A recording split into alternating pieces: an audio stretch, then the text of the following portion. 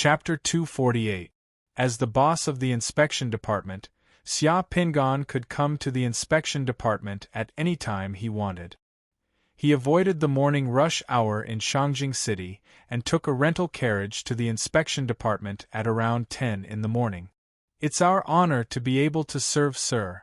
The honest-looking coachman of the rental carriage opened the door for Xia Pingan. He didn't take Xia Pingan's money, but instead, he bowed to Xia Pingan and drove the carriage away. This made Xia Pingan stun for a while before he put away the money with a bitter smile. The ability of the carriage company wasn't small. Xia Pingan originally thought that this carriage was casually called by him on the road. It seemed that the carriage company had arranged for it to wait for him on the street outside the alley. Yesterday, he left without saying goodbye in the gorgeous rental carriage. The carriage company probably thought that he didn't like to be too ostentatious, so today, they arranged a relatively ordinary rental carriage for him. This was also the carriage company's intention, so Xia Pingan couldn't say anything. The entire Shangjing City was shrouded in a sluggish drizzle, and the streets were foggy. The slightly cold air made Xia Pingan have the idea of buying a carriage. In Shangjing City, it wasn't very convenient to not have a carriage. If he always took a rental carriage, his whereabouts would be exposed and he wouldn't be able to take care of his privacy. However, if he wanted to buy a carriage, hiring a coachman was also a problem. If the coachman wasn't reliable, there would be a lot of trouble. When he walked to the inspection department's entrance, Xia Pingan secretly sighed. "Let's take it slow." "Sir, you're here." Seeing Xia Pingan enter the inspection department's entrance with an umbrella, Luo Laoyao ran out from the gatehouse with his dog and greeted Xia Pingan with a bow. Luo Laoyao's dog also crazily wagged its tail at Xia Pingan. It was quite interesting. "Is Hua Ziqin back?" Xia Pingan asked in passing. "She's already back. She came back before dawn today. Other than the people on duty, she's the first to arrive at the inspection department." "Okay, got it." Xia Pingan nodded and walked toward the building of the inspection department. From the looks of it, Hua Ziqin had been busy the entire night. After entering the inspection department, all the staff and summoners who saw Xia Pingan stood on one side of the aisle, made way for him, and saluted to Xia Pingan. When he arrived outside his office, Wei Meiyu quickly greeted him and took Xia Pingan's umbrella. Hua Ziqin, who had been waiting outside the office, also stood up. "Sir, did you get it?" Xia Pingan asked directly. "Yes, we have. A few of the victims have moved. It took some time to find those people again." "Good, thank you for your hard work. Let's talk inside the office." Xia Pingan opened the office door and walked in, followed by Hua Ziqin. "Sir, this is the hair of those women." As soon as they entered the office, Hua Ziqin opened a bag in her hand and placed a lock of hair tied with a rope on Xia Pingan's desk. It was a total of 9 locks of hair cut with scissors. The longest was more than 3 feet long, and the shortest was less than a foot long. Some of the hair even had the faint fragrance of women. Some of the victims didn't report the assault because of fear and various reasons. In fact, we estimate that the number of victims is more, maybe dozens of people. That trash really deserves to die, Hua Ziqin said with some hatred. As a woman, she deeply detested that kind of man. "Yes, don't worry. We'll know soon if it's that guy who committed the crime. That guy has been unable to be convicted, and we can't find any stronger evidence. We're also worried that we might have caught the wrong person. Sir, do you have any ideas?" "Yes, of course," Xia Pingan said as he waved his hand and summoned the black dragon. "Summoning technique?" Hua Ziqin glanced at Xia Pingan doubtfully. Summoners who could summon dogs weren't rare. Most of the dogs summoned by summoners were similar to ordinary dogs. She didn't know what this dog summoned by the inspector could do. "Black dragon, I'll leave it to you."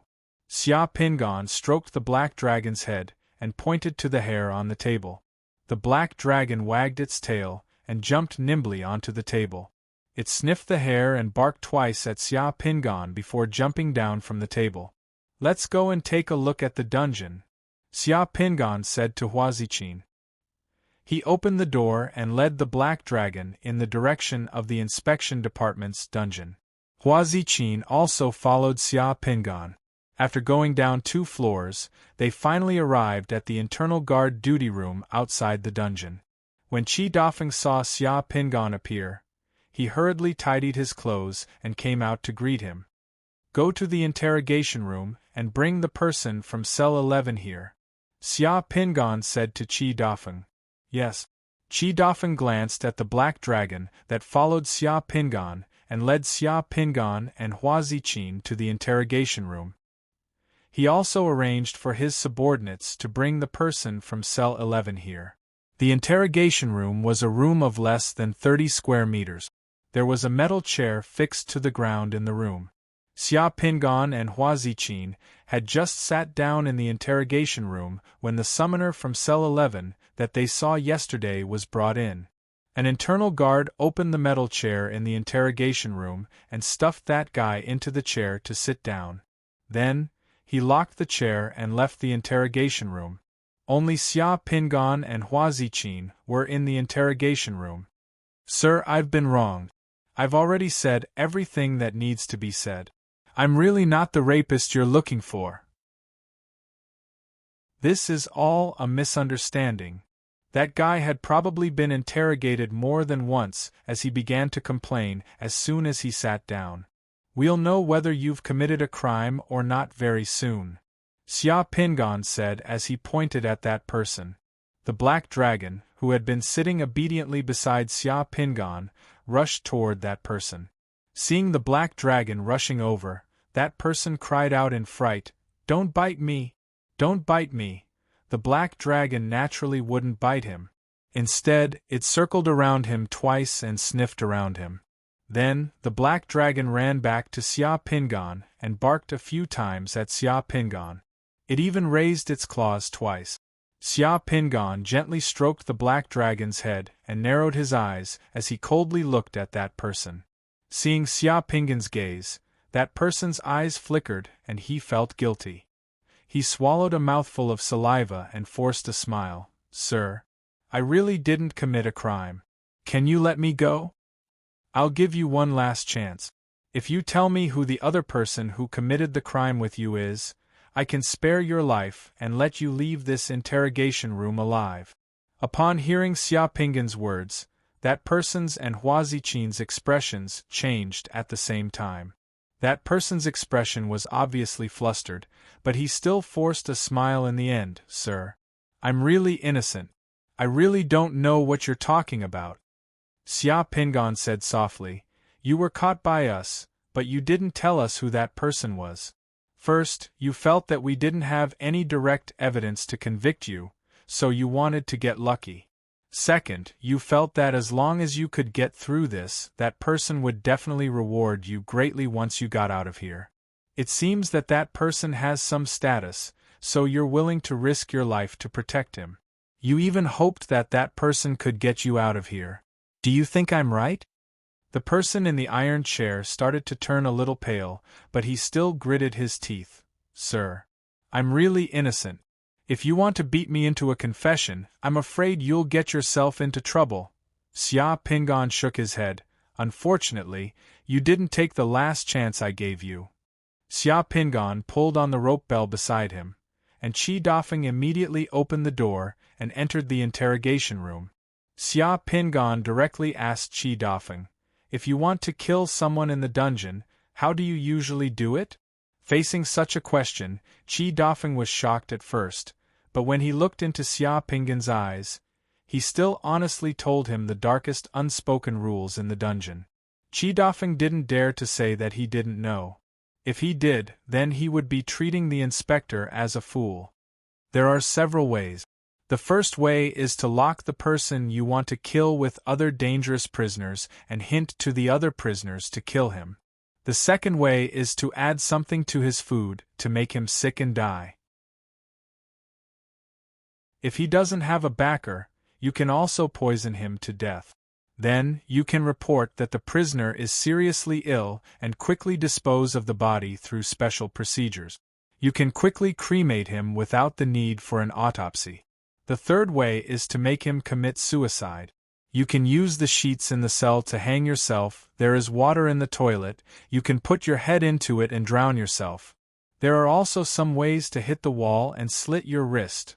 Prepare a report. The prisoner in cell 11 committed suicide today. He put his head in the toilet and drowned himself, Xia Pingan said to Qi Dafeng. As soon as he finished speaking, he pointed at the prisoner on the iron chair. An azure water ball appeared out of thin air and wrapped around the prisoner's head. The prisoner in the iron chair had his head wrapped in the water. He couldn't breathe at all, and could only struggle in vain. He couldn't even scream. When he opened his mouth, he gulped down a lot of water.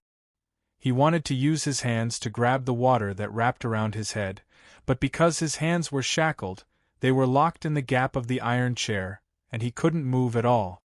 Walla! Walla! That person struggled, the shackles on his hands and feet rubbing against the iron chair and the ground, swinging back and forth, but it was useless, because no matter how he moved, the water that wrapped around his head remained motionless, soaking his head inside. Hua Ziqin and Qi Dafeng watched from the interrogation room. They watched as the prisoner's face became paler and paler in the water ball. His strength to struggle became weaker and weaker, and the metal shackles on his hands and feet gradually quieted down. 5 or 6 minutes later, the man stopped moving. His body was limp and shackled to the chair. His head and hair floated in the water ball. His face was pale, his eyes were closed, and he was no longer breathing. The man's head was like a specimen soaked in formalin solution. Voila! The water ball that wrapped around his head fell and splashed on his body. Qi Dafeng suppressed the fear in his heart and walked forward. He felt the artery and heartbeat on the man's neck. After swallowing a mouthful of saliva, he reported to Xia Pingan, "Sir, the suspect in cell 11 committed suicide, drowned himself." Chapter 249. The rain didn't stop. In the crisp sound of horse hooves, 3 black carriages drove out of the gate of the Eastport Supervision Office in the rain. The 3 carriages shuttled through the streets of the Eastport district. Half an hour later, the 3 carriages stopped on a street about 4,000 meters away from the Eastport Supervision Office of the Judgment Army. This was the residential area of the Eastport district. On both sides of the street, there were many buildings and various shops related to life. Seeing the 3 carriages parked directly in the non-parking area by the roadside, 2 policemen of the Eastport district who were taking shelter from the rain looked at each other, put on their raincoats, and walked toward the 3 carriages while cursing.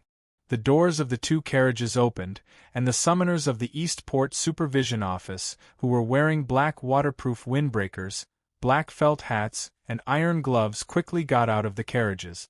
Their sharp eyes scanned the surroundings vigilantly.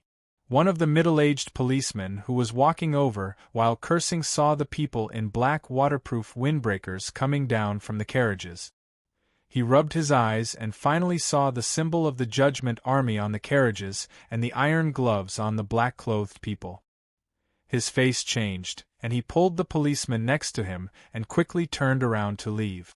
"Hey, Brother Liu, why don't we go over? We can get some money," another young policeman asked in a daze. "Why should we go over? Those are the people of the Eastport Supervision Office of the Judgment Army.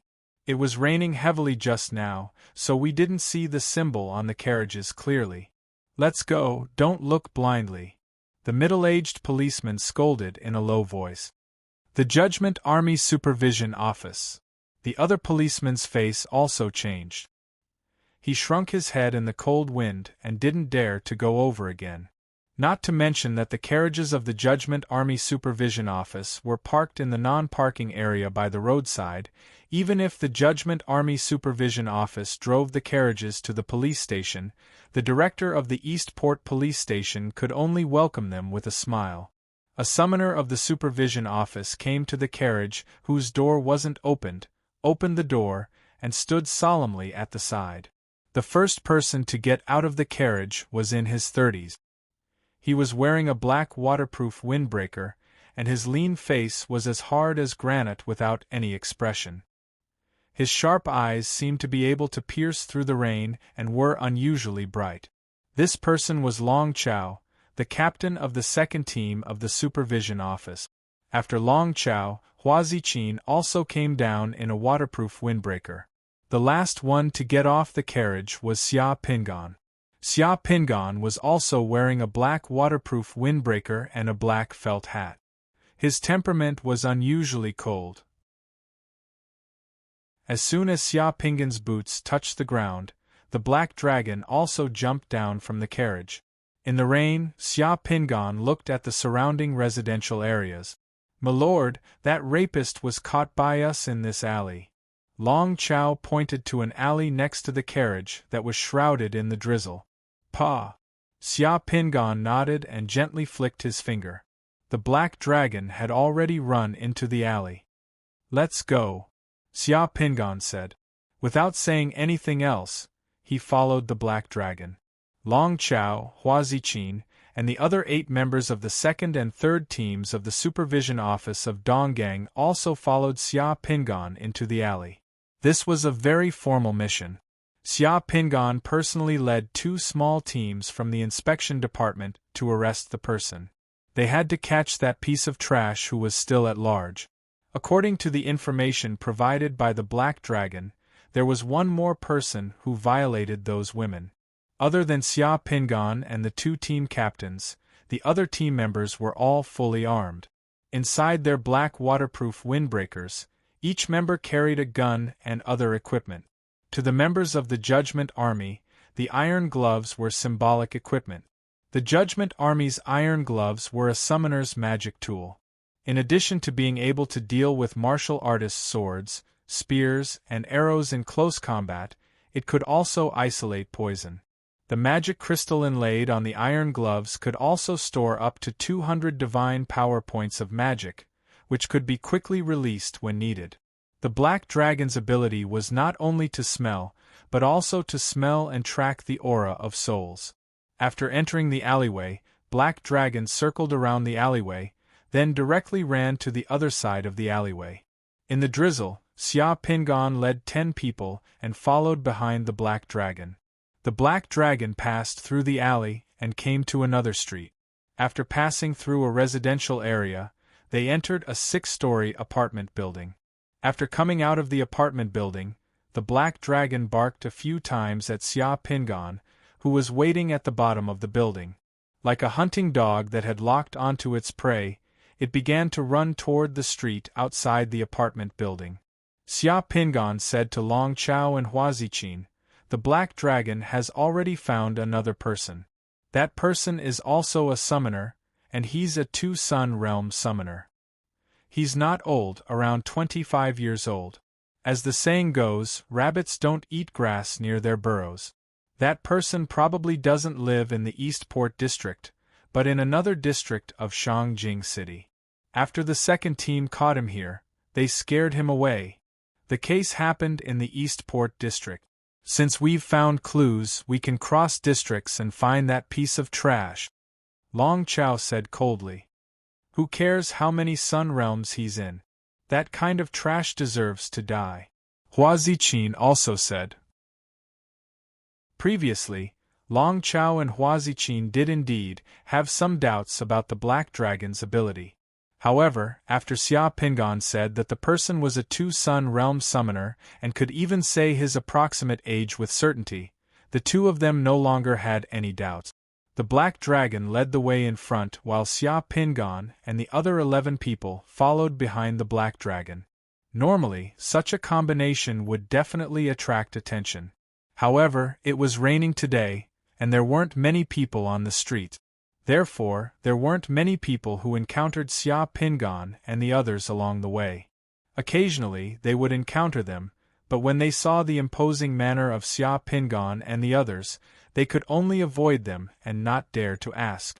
Moreover, the Black Dragon took the roads and alleys that were sparsely populated, which was a bit like the escape route of that person. This way, there would be even fewer people they encountered. The Black Dragon passed through the Eastport District's Sea God Avenue and headed west. After leaving the Eastport District's jurisdiction, he headed north and shuttled through the streets and alleys. The felt hat on Xia Pingan's head was soaked, and raindrops dripped down from his chin. The others were similar, but no one said a word. Everyone followed the team closely. More than 2 hours later, the Black Dragon led everyone to a residential area with mansions and courtyards. This was no longer the Eastport District of Shangjing, but the Jinyang District of Shangjing. Who are you people? What are you doing? After arriving here, Xia Pingan and the others once again encountered the police. They were stopped by the police patrolling the area. In a luxurious area like Shangjing, the security was good because there were many patrolling police. Even cats and dogs didn't dare to wander around these places. The inspection department is handling a case. Unrelated people, please step aside. Long Chao showed his identity card. When the police blocking the road saw it, they didn't dare to say a word and quickly retreated. However, just as the 2 police officers retreated to the side of the road, Hua Ziqin pointed at the 2 police officers. The 2 police officers' bodies stiffened and stood on the ground, completely unable to move. We're handling a case across district. These 2 policemen don't know us, so they'll definitely report it. It might alarm the target. If the inspection department of Jinyang District comes to ask about it, it might be troublesome. If we want to investigate the case, we should inform the inspection department here first. Hua Ziqin explained. Well, not bad. You are very considerate. We will take the person and report it. Xia Pingan nodded and continued to follow the Black Dragon. A few minutes later, the Black Dragon led Xia Pingan and the others to the back of a luxurious courtyard.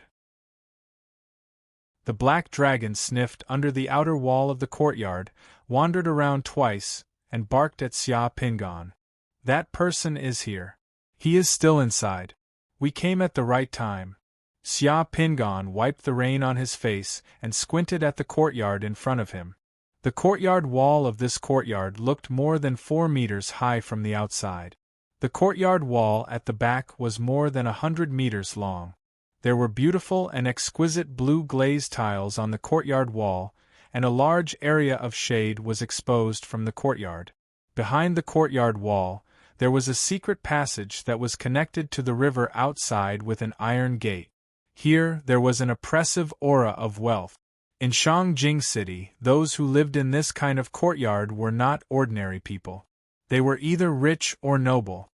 This courtyard, without millions of gold coins, probably couldn't be bought, let alone in this kind of area. If Xia Pingan wanted to buy a courtyard with millions of gold coins now, he would be reluctant to do so even if he had the money. They didn't expect to come here to arrest people. The others who followed Xia Pingan here were a little hesitant. The rich and noble in Shangjing City were generally connected. The people who lived here were definitely not ordinary people. P.S. I will update a chapter today. The second chapter will be added tomorrow. Chapter 250. Looking at the high wall in front of him, Long Chao's firm eyebrows furrowed slightly. He walked in front of Xia Pingan and said in a deep voice, Sir, I'm afraid that the family living here isn't ordinary. If we rashly go in and search, we might cause some trouble.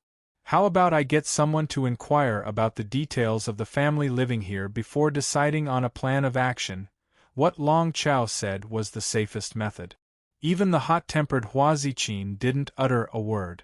Hua Ziqin wasn't brainless. She also knew that Shangjing City wasn't an ordinary place. Although the Donggang Supervision Office was a powerful organization, Shangjing City didn't lack powerful organizations. Some people had eyes and eyes everywhere. If they rashly rushed in, they wouldn't know who they would offend. Everyone's eyes were on Xia Pingan's face. The drizzle and wind also blew onto Xia Pingan's face. Crystal raindrops hung on Xia Pinggan's eyelashes as he glanced at everyone. I know what everyone is worried about, but we've already chased him here, and we've already confirmed that the trash is inside. Only by going in can we determine who that person is, and only then can we bring that trash to justice. If we delay this time, that trash will be alerted and think of a way to run away, or directly leave Shangjing City. How can we find him? With that trash's behavior, who knows how many innocent women will be harmed in the future? In Shangjing City, except for the Imperial City, we can't search at will. In other places, even if it's government agencies at all levels, they can openly search. Today, no matter who that person is, I must arrest that person and bring him back to the supervision office. I'll take all the responsibility. If there's a problem, I'll take care of it. If you're worried, you don't have to come. After saying this, Xia Pinggan directly walked to the side of the alley and disappeared into the drizzle. That alley led to the front door of the courtyard. To search and arrest someone, they naturally had to openly walk through the front door and enter through the front door. They couldn't sneakily climb over the wall. Anyone who climbed over the wall was a thief. The black dragon wagged its tail and followed Xia Pinggan. Long Chao and Hua Ziqin glanced at each other. Long Chao gritted his teeth and followed along. Hua Ziqin also followed. After 2 seconds of silence, the other members of the inspection department also followed without hesitation. When the 10 people and the dog walked out of the alley, they had already become a silent group. They followed Xia Pinggan, who was walking in front, towards the main entrance of the courtyard. The main entrance of the courtyard was a vermilion gatehouse. On top of the gatehouse, there was a large black plaque with golden characters. On top of the plaque, there were the 2 aggressive words, Huang Manor. On both sides of the gate there were 2 lions carved out of white jade. The rain from the sky had washed the jade lions clean. A few guards wearing waterproof black clothes were standing on both sides of the gatehouse. They puffed out their chests and folded their bellies as they sized up the passers-by on the street. Then, the leader of the guards in front of the gate saw a young man wearing a waterproof windbreaker and felt hat with a big black dog. Behind the big black dog were 10 people in black. After the big black dog walked out of the alley, they walked straight to the main entrance of the Huang Manor. The leader of the guards had seen the world. When he saw that some of the people in black were wearing iron gloves behind the young man, his eyebrows twitched. He guessed the identity of these people, the inspection department of the Judiciary Army. However, what were the people from the inspection department of the Judiciary Army doing here? Just when the leader of the guards thought that these people were just passing by, the young man's leather boots had already stepped on the doorstep of the Huang Manor and walked to the entrance. The leader of the guards was about to open his mouth to ask. Xia Pinggan took out his inspector token and flashed it in front of the guard's eyes.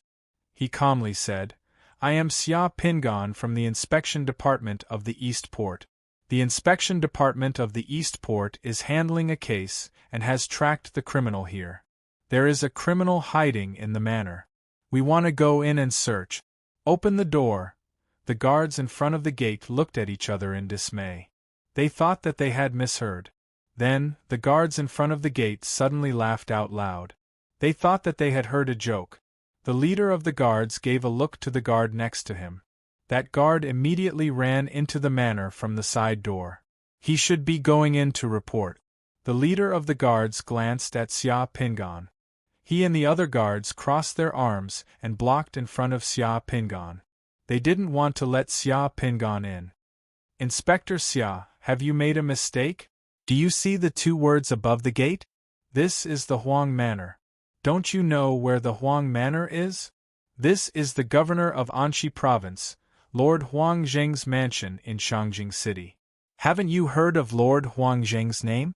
Not just anyone can casually enter this place," the leader of the guards said arrogantly to Xia Pinggan. He directly poked Xia Pinggan's chest with his finger. "If the inspection department of the East Port wants to track down a criminal, you can hand over a notice first. I will then pass the notice to our steward. If there is a suspect in the manor, our steward will naturally reply to the Jinyang Inspection Department. Inspector Xia, you can go to the Jinyang Inspection Department to inquire. If Inspector Xia rashly brought these people to our Huang Manor, it will be detrimental to our Huang Manor's reputation. If there is any gossip that affects our Huang Manor's reputation, as a small inspector with only a few dozen subordinates, can you afford it? When the time comes, our Huang Manor will demand an explanation from you. Long Chao and Hua Ziqin both raised their eyebrows and narrowed their eyes when they heard the leader of the guards mention the words, Anxi Province Governor Huang Jing.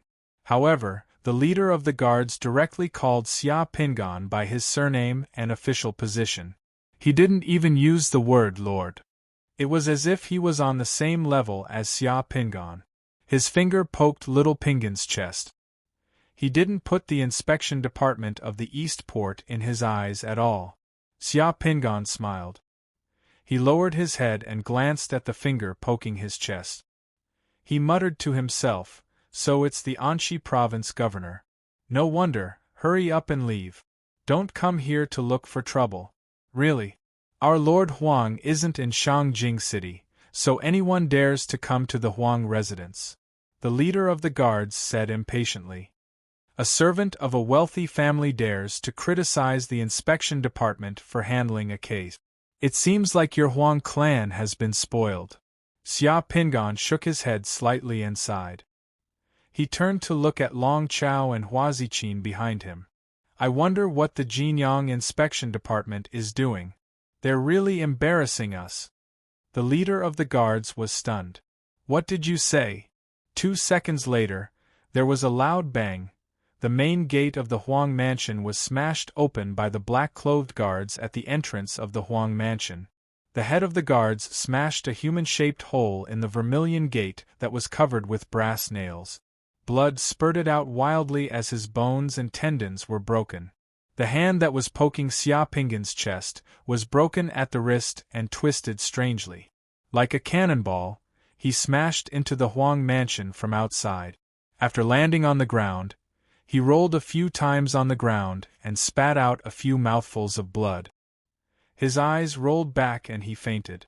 Xia Pingan calmly walked in through the door with his men, directly stepping over the figures who had fainted on the ground. Hua Ziqin, take your men and stand guard outside the Huang residence. Without my order, not a single bird is allowed to fly out of the Huang residence. Xia Pingan coldly ordered.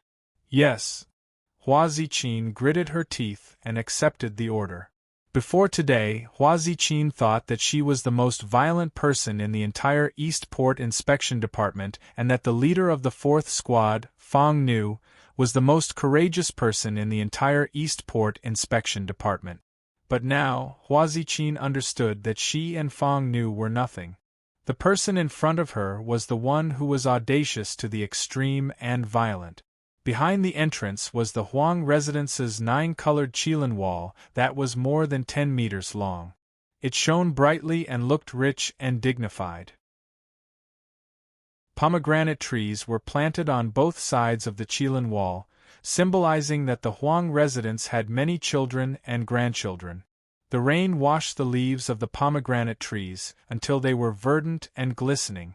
The black dragon wasn't afraid at all. He took the lead and directly ran behind the wall. Xia Pingan led Long Chao and the others directly behind the black dragon and broke into the Huang residence.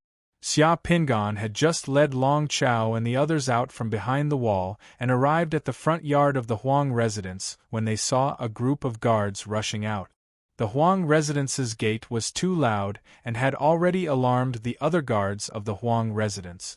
Who is it? Naturally, there weren't many summoners among the Huang residence's guards. Xia Pingan had just turned around when he heard a loud shout. Then, 6 basin-sized fireballs flew toward him and Long Chao behind him, enveloping Xia Pingan, Long Chao, and the others. Chapter 251. The 6 fireballs that flew over were fast and accurate. It was obvious that they weren't the work of an ordinary summoner. The fireballs instantly evaporated the rain as they passed through the air, leaving 6 arrow-like white lines in the air. However, this time, Xia Pingan didn't have to make a move.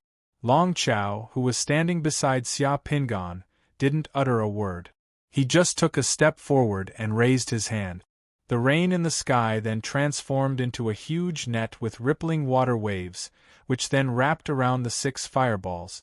When the fireballs were less than 10 meters away from Xia Pingan and the others, the 6 fireballs were caught. Boom! The fireballs exploded in the water net and disappeared along with the net, leaving behind a large cloud of steam. The steam turned into water droplets in the blink of an eye and fell to the ground with the rain.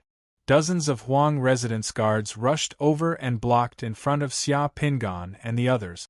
They surrounded Xia Pingan and the others. The person at the front was wearing a blue brocade robe and had a mustache. His speed was very fast. Just now, that person had directly jumped over from the nearby courtyard. While he was in the air, he shot a fireball at Xia Pingan and the others. As the saying went, once an expert made a move, the truth would be revealed. Long Chao's move had stunned him. Sensing Long Chao's powerful two-sun realm strength, the person narrowed his eyes and sized Long Chao up after landing. It was as though he had met a formidable opponent and didn't dare to act rashly. Whoosh! Amidst the sounds of guns being pulled and bullets being loaded, some of the Huang residence guards took out their guns and aimed them at Xia Pingan and the others. Xia Pingan didn't move, but Long Chao's team members didn't hold back either. They lifted their black windbreakers and also took out their guns and aimed them at the Huang residence guard. Damn it, you want to compete with guns? Long Chao's team member cursed. He didn't do anything, but a heavy machine gun that looked like a Gatling gun appeared in his hand. He aimed it at the Huang residence guards. This team member had his own spatial equipment. Furthermore, he had placed a heavy machine gun in his spatial equipment. For summoners, guns were also useful. Most of the time, it was much easier to kill someone with a bullet than with a fireball. Fireballs required divine power, but bullets were very cheap. To ordinary people, the black muzzle of the gun was even more intimidating than the fireball that you didn't summon. Seeing that the people around Xia Pingan could actually take out heavy machine guns, the faces of the Huang Mansion's guards and summoners changed again. Heavy machine guns, other than the military and a few powerful organizations, no one else could take them out. Xia Pingan flashed his token and coldly said to the people of the Huang residence, "The inspection department is investigating and arresting criminals. Those who have nothing to do with this, please step aside." Seeing Xia Pingan take out the inspector's token, the Huang residence's guards, including the person who had just used a fireball on Xia Pingan, changed their expressions slightly. Where did this inspection department come from? How dare you come to our Huang estate and behave atrociously? A slightly aged voice sounded out. Then, under the gazes of Xia Pingan and the others, an overbearing old man in his 60s, dressed in brocade robes, with a hooked nose, triangular eyes, and glossy hair, quickly walked over from a nearby courtyard. Beside him was the guard who had just come in to report the news. He was in his early 60s and had an overbearing air about him. The old man glared at Xia Pingan with eyes spitting fire. Along the way, the Huang residence's guards all called him Steward Huang. As soon as he arrived, the old man's eyes were fixed on Xia Pingan. Xia Pingan also stared at Steward Huang. Judging from his aura, Xia Pingan felt that Steward Huang was also a summoner who had already advanced to the Three Suns realm. "Are you from the Jinyang Inspection Department? Where's the inspector of Jinyang Inspection Department, Yao Yuchang? Why didn't he come?" The steward of the Huang residence asked directly. "We're from the Donggang Inspection Department. I'm the inspector of Donggang Inspection Department, Xia Pingan," Xia Pingan said calmly. Steward Huang glanced at Xia Pingan and the others before revealing a sneer. "This is the Jinyang district. Since when is it the Donggang Inspection Department's turn to take care of this place? Is it because our Huang clan's property in Donggang didn't pay you a visit? If so, I'm afraid it won't be easy for you to leave if you don't give our Huang clan an explanation. Do you really think our Huang clan is a place where you can come and go as you please? The inspection department can cross districts when handling cases. I don't need the consent of the Jinyang Inspection Department or the Huang clan to track down criminals here. Except for the Imperial City, there's no place in Shangjing City that the Judgment Army can't enter. Do you think your Huang clan can compare to the Imperial City? Xia Pingan refuted. Steward Huang's face was gloomy as he stared at Xia Pingan with an ice-cold gaze. Our Huang clan is loyal and devoted to the Shang dynasty. You, a mere envoy inspector, dare to come to our Huang clan to spout nonsense and sow discord? Although my position as an inspector is small and can't be compared to that of a provincial governor, my responsibilities are great. Guarding the land and pacifying the people, eliminating violence and protecting the good are my duties. Today we're here to track down criminals. Please cooperate with us. How dare you slander our Huang clan? Are you going to take responsibility for your words? Of course I will take responsibility for my words. Of course I will take responsibility for my words. A month ago, there were many rape cases in the East Harbor district. Many people were harmed. The culprit is a summoner. His methods are cruel and heinous.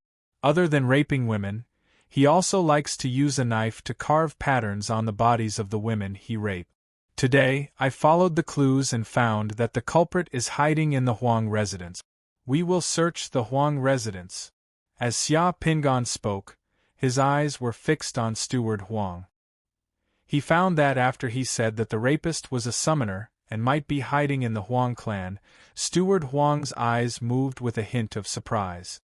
He seemed to have thought of something. At this moment, Xia Pingan had an idea. What clues? Steward Huang asked directly. Xia Pingan laughed and his eyes turned cold. What I told you just now was just to follow the notification procedures of the inspection department. You're just a lowly steward. To put it bluntly, you're just a servant without any status. You have no official position. How can a servant like you have the right to ask about the inspection department's case? Even if the provincial governor came, I'd make him scram. Xia Pingan's words made Steward Huang so angry that his face turned pale. His body trembled, and he stared at Xia Pingan with a venomous gaze, as if he wanted to eat him up. Xia Pingan ignored him. He looked around and said coldly, "You already know who I am and why I'm here. The inspection department of the inspection department is handling a case. Anyone who dares to obstruct us can be killed on the spot. If I killed you just now, I would be punishing you without teaching you a lesson. Now, if any of you dare to obstruct us, you're courting death. Don't blame me for being merciless. Ha ha, a mere three-sun realm envoy inspector like you dares to show off in our Huang family." Steward Huang laughed angrily. He took 2 steps forward and looked at Xia Pingan provocatively. "Today, the inspection department of the Eastport district has barged into our Huang family without reason. If you don't give us an explanation, don't even think about leaving. You want to stop me from handling the case?" Xia Pingan asked with narrowed eyes. "I won't just stop you. Today, I will take you down and teach you the rules. When the Judgment Army comes, they will give us an explanation," Steward Huang said as he took another step forward. His eyes flashed and he directly attacked Xia Pingan. Steward Huang was indeed a three-sun realm expert. With a stomp of his foot, the ground beneath Xia Pingan and the others flashed with circles of yellow light. The circle prison spell was immediately activated. With a wave of his hand, the raindrops in the sky instantly condensed into icicles and fell from the sky. They were like thousands of bullets, whistling through the air as they shot toward Xia Pingan and the others from all directions. At the same time, the black fog around Steward Huang surged, and an assassin with a dagger in his hand and face covered in black fog came out. At this moment, his figure was like lightning and smoke, passing through the countless icicles that were like bullets. The dagger in his hand went straight for Xia Pingan's throat. This was no longer an arrest, but a murderous intent. He wanted to kill Xia Pingan in one move and severely injure Long Chao and the others. From the moment he entered the Huang residence, Xia Pingan had been ready to take action and was ready to deal with anything. The moment Steward Huang made his move, Xia Pingan also made his move. He jumped up from the ground and opened his hands. Then, a clear bird's cry that resounded through the 9 heavens appeared behind Xia Pingan. However, as soon as the bird's cry appeared, the icicles that were shooting toward him evaporated and disappeared without a trace. In the next second, all the guards in the Huang mansion felt as if they were in a huge furnace of fire. Everywhere, in the sky, on the ground, on all sides there was blazing fire. The fire had a terrifying power that seemed to be able to turn everything into nothingness under the fire. Xia Pingan, who was in the air, was like the king of the flames, looking down on the world. A pair of dazzling, flaming wings slowly spread out from Xia Pingan's back. Everyone felt sweat pouring out of their bodies, as if the blood in their bodies was burning. Behind the pair of wings were a pair of slender and powerful legs that stood in the void, followed by a proud neck, a head that looked like a divine bird with a flaming crown, and a cold and emotionless gaze of the divine bird that seemed to be able to incinerate everything. Sky-burning vermilion bird. Steward Huang's voice suddenly became incomparably shrill and terrified. Steward Huang wanted to retreat, desperately retreating. Even if you beat him to death, he would never have thought that Xia Pingan could summon such a powerful and terrifying divine creature. Xia Pingan, who was in the air, only pointed at Steward Huang. The flaming vermilion bird spread its wings and pounced toward Steward Huang. The vermilion bird's wings lightly flew over the assassin that had come out of the black fog. The assassin instantly turned into smoke and dissipated. Steward Huang wanted to escape, wanted to save himself, wanted to summon a water shield, armor. However, all of this was futile. The flaming vermilion bird's movement seemed very, very slow, but in reality, it was very, very fast. The vermilion bird passed through the water shield in front of Steward Huang and the armor that Steward Huang had summoned. It was as if it was passing through mist and thin gauze. The vermilion bird and Steward Huang hugged each other, and in an instant, they turned into a bright ball of fire. Ah! Steward Huang's scream was short and mournful in the scorching sun, but it came to an abrupt end in an instant. Chapter 252. In the blink of an eye, when the surrounding people felt that they had escaped from the terrifying flame furnace, Steward Huang of the Huang mansion was burned to ashes in the flames of the vermilion bird. There was nothing left of him. No, there were still some things left. Clang, the protective armor that Steward Huang had taken out turned into a lump of unrecognizable, pitch-black metal and fell heavily to the ground. Other than this, there were also gold coins that had been dropped from Steward Huang's spatial equipment. The gold coins that had fallen out had melted in the blink of an eye.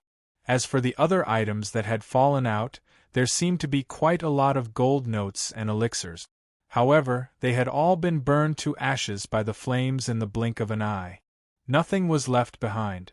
This crisp sound seemed to have freed everyone from the terrifying nightmare-like perception just now. The light figure of the sky-burning vermilion bird hovered in front of everyone's eyes like a nightmare. Xia Pingan gently landed on the ground from the sky like a feather. The water on the ground had already dried up.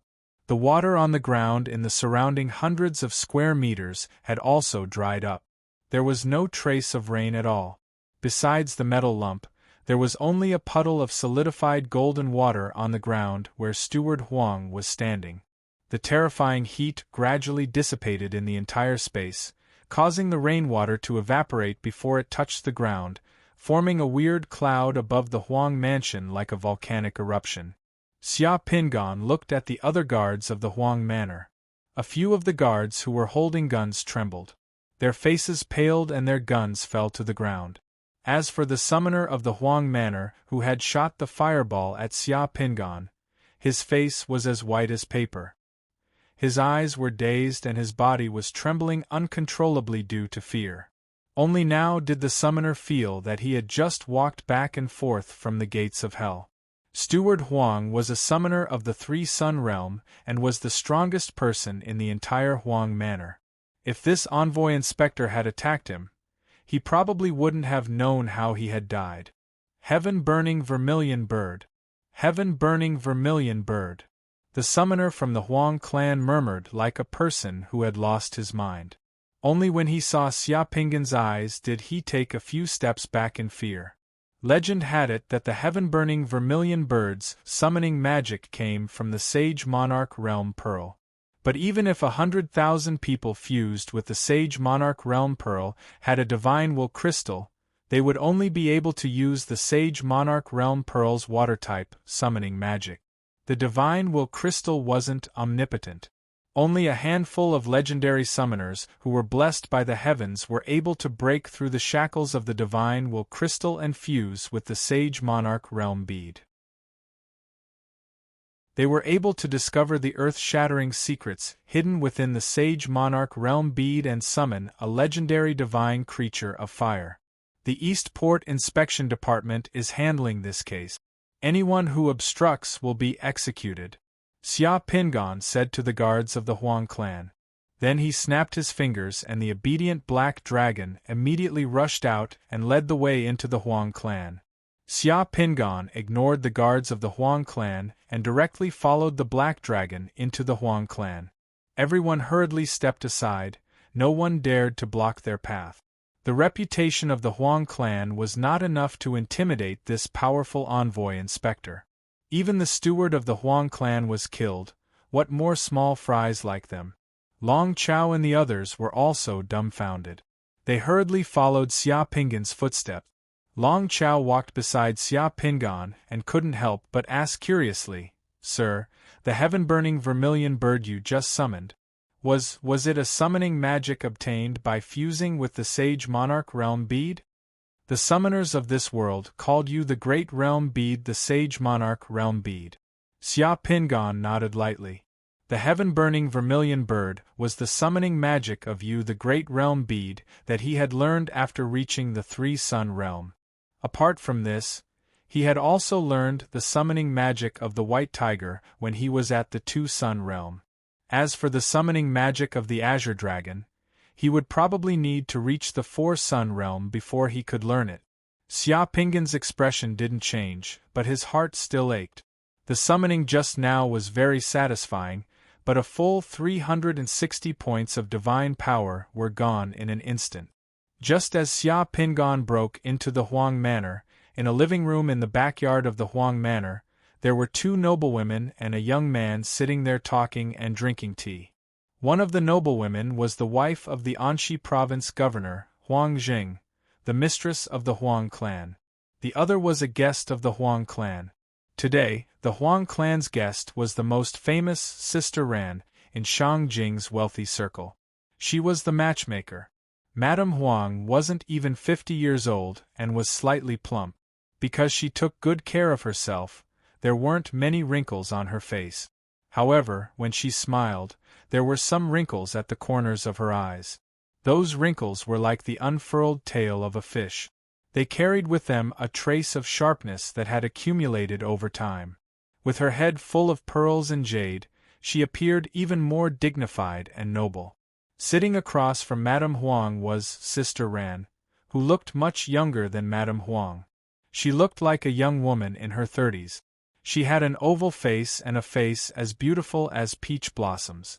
Her eyes were bright and she spoke well. When she smiled, there were two dimples on her face. She exuded the charm of a mature woman. The two women were talking. A handsome purple-robed young man, who looked to be about 23 or 24 years old, was sitting next to Madame Huang. He was drinking tea and listening to their conversation with a smile on his face. The purple-robed young man's slanted eyes flashed with an unfathomable light from time to time, carrying a trace of lewdness. He stared at the Sister Ran, who came to the door and wandered around the woman's body. Only when the Sister Ran turned to look at him did he pretend to be drinking tea, avoiding the gaze of the Sister Ran, and revealing a serious expression. She is the apple of old Master Chui and Lord Chui's eyes. She is well matched with young Master Huang. I just met Madame Chui yesterday. Madame Chui has also met young Master Huang twice at the banquet. She has a good impression of young Master Huang. She said that young Master Huang is cultured, elegant, and handsome. He is a two-sun realm summoner at such a young age. He is hard-working and has a bright future. There aren't many people like young Master Huang in the circle of young masters in Shangjing. As the Sister Ran spoke, she turned to look at young Master Huang with a smile on her face. I heard that the Chui family's second miss has an elder sister. I wonder how her elder sister is like? Madame Huang asked. I was just about to tell you, madam. The Chui family's first miss is also a lady from a respectable family. Last year, she was engaged to the son of Lord Qi of the Zhenwu army, and will be married at the end of this year. If young Master Huang's marriage is successful, young Master Huang will be in-laws with the son of Lord Qi of the Zhenwu army. The Huang family and the Qi family will be even closer. I heard that Madame Huang also has a son in the Railway General Headquarters. Chief Gu of the Railway General Headquarters is the brother-in-law of Lord Qi of the Zhenwu army. As one of the noblewomen in Shangjing City, Madame Huang knew the importance of the social circle in Shangjing City. This social circle was the moat of their Huang family's wealth for hundreds of generations. Therefore, Madame Huang paid extra attention to choosing a daughter-in-law. As long as the Huang family's people were in this social circle, no matter how bad her son was, he wouldn't be too bad. Wei you've seen the Chui family's second Mississippi. What do you think of her? Madame Huang turned to look at her son and asked. If mother fancies her, then she's naturally good. Everything will be decided by mother. The Huang family's second young master, Huang Wei, said obediently. Then I'll have to trouble Madame Yu with this matter. If this matter is successful, the Huang family will definitely thank you greatly. Madame Huang said to the Sister Ran. I'll do my best.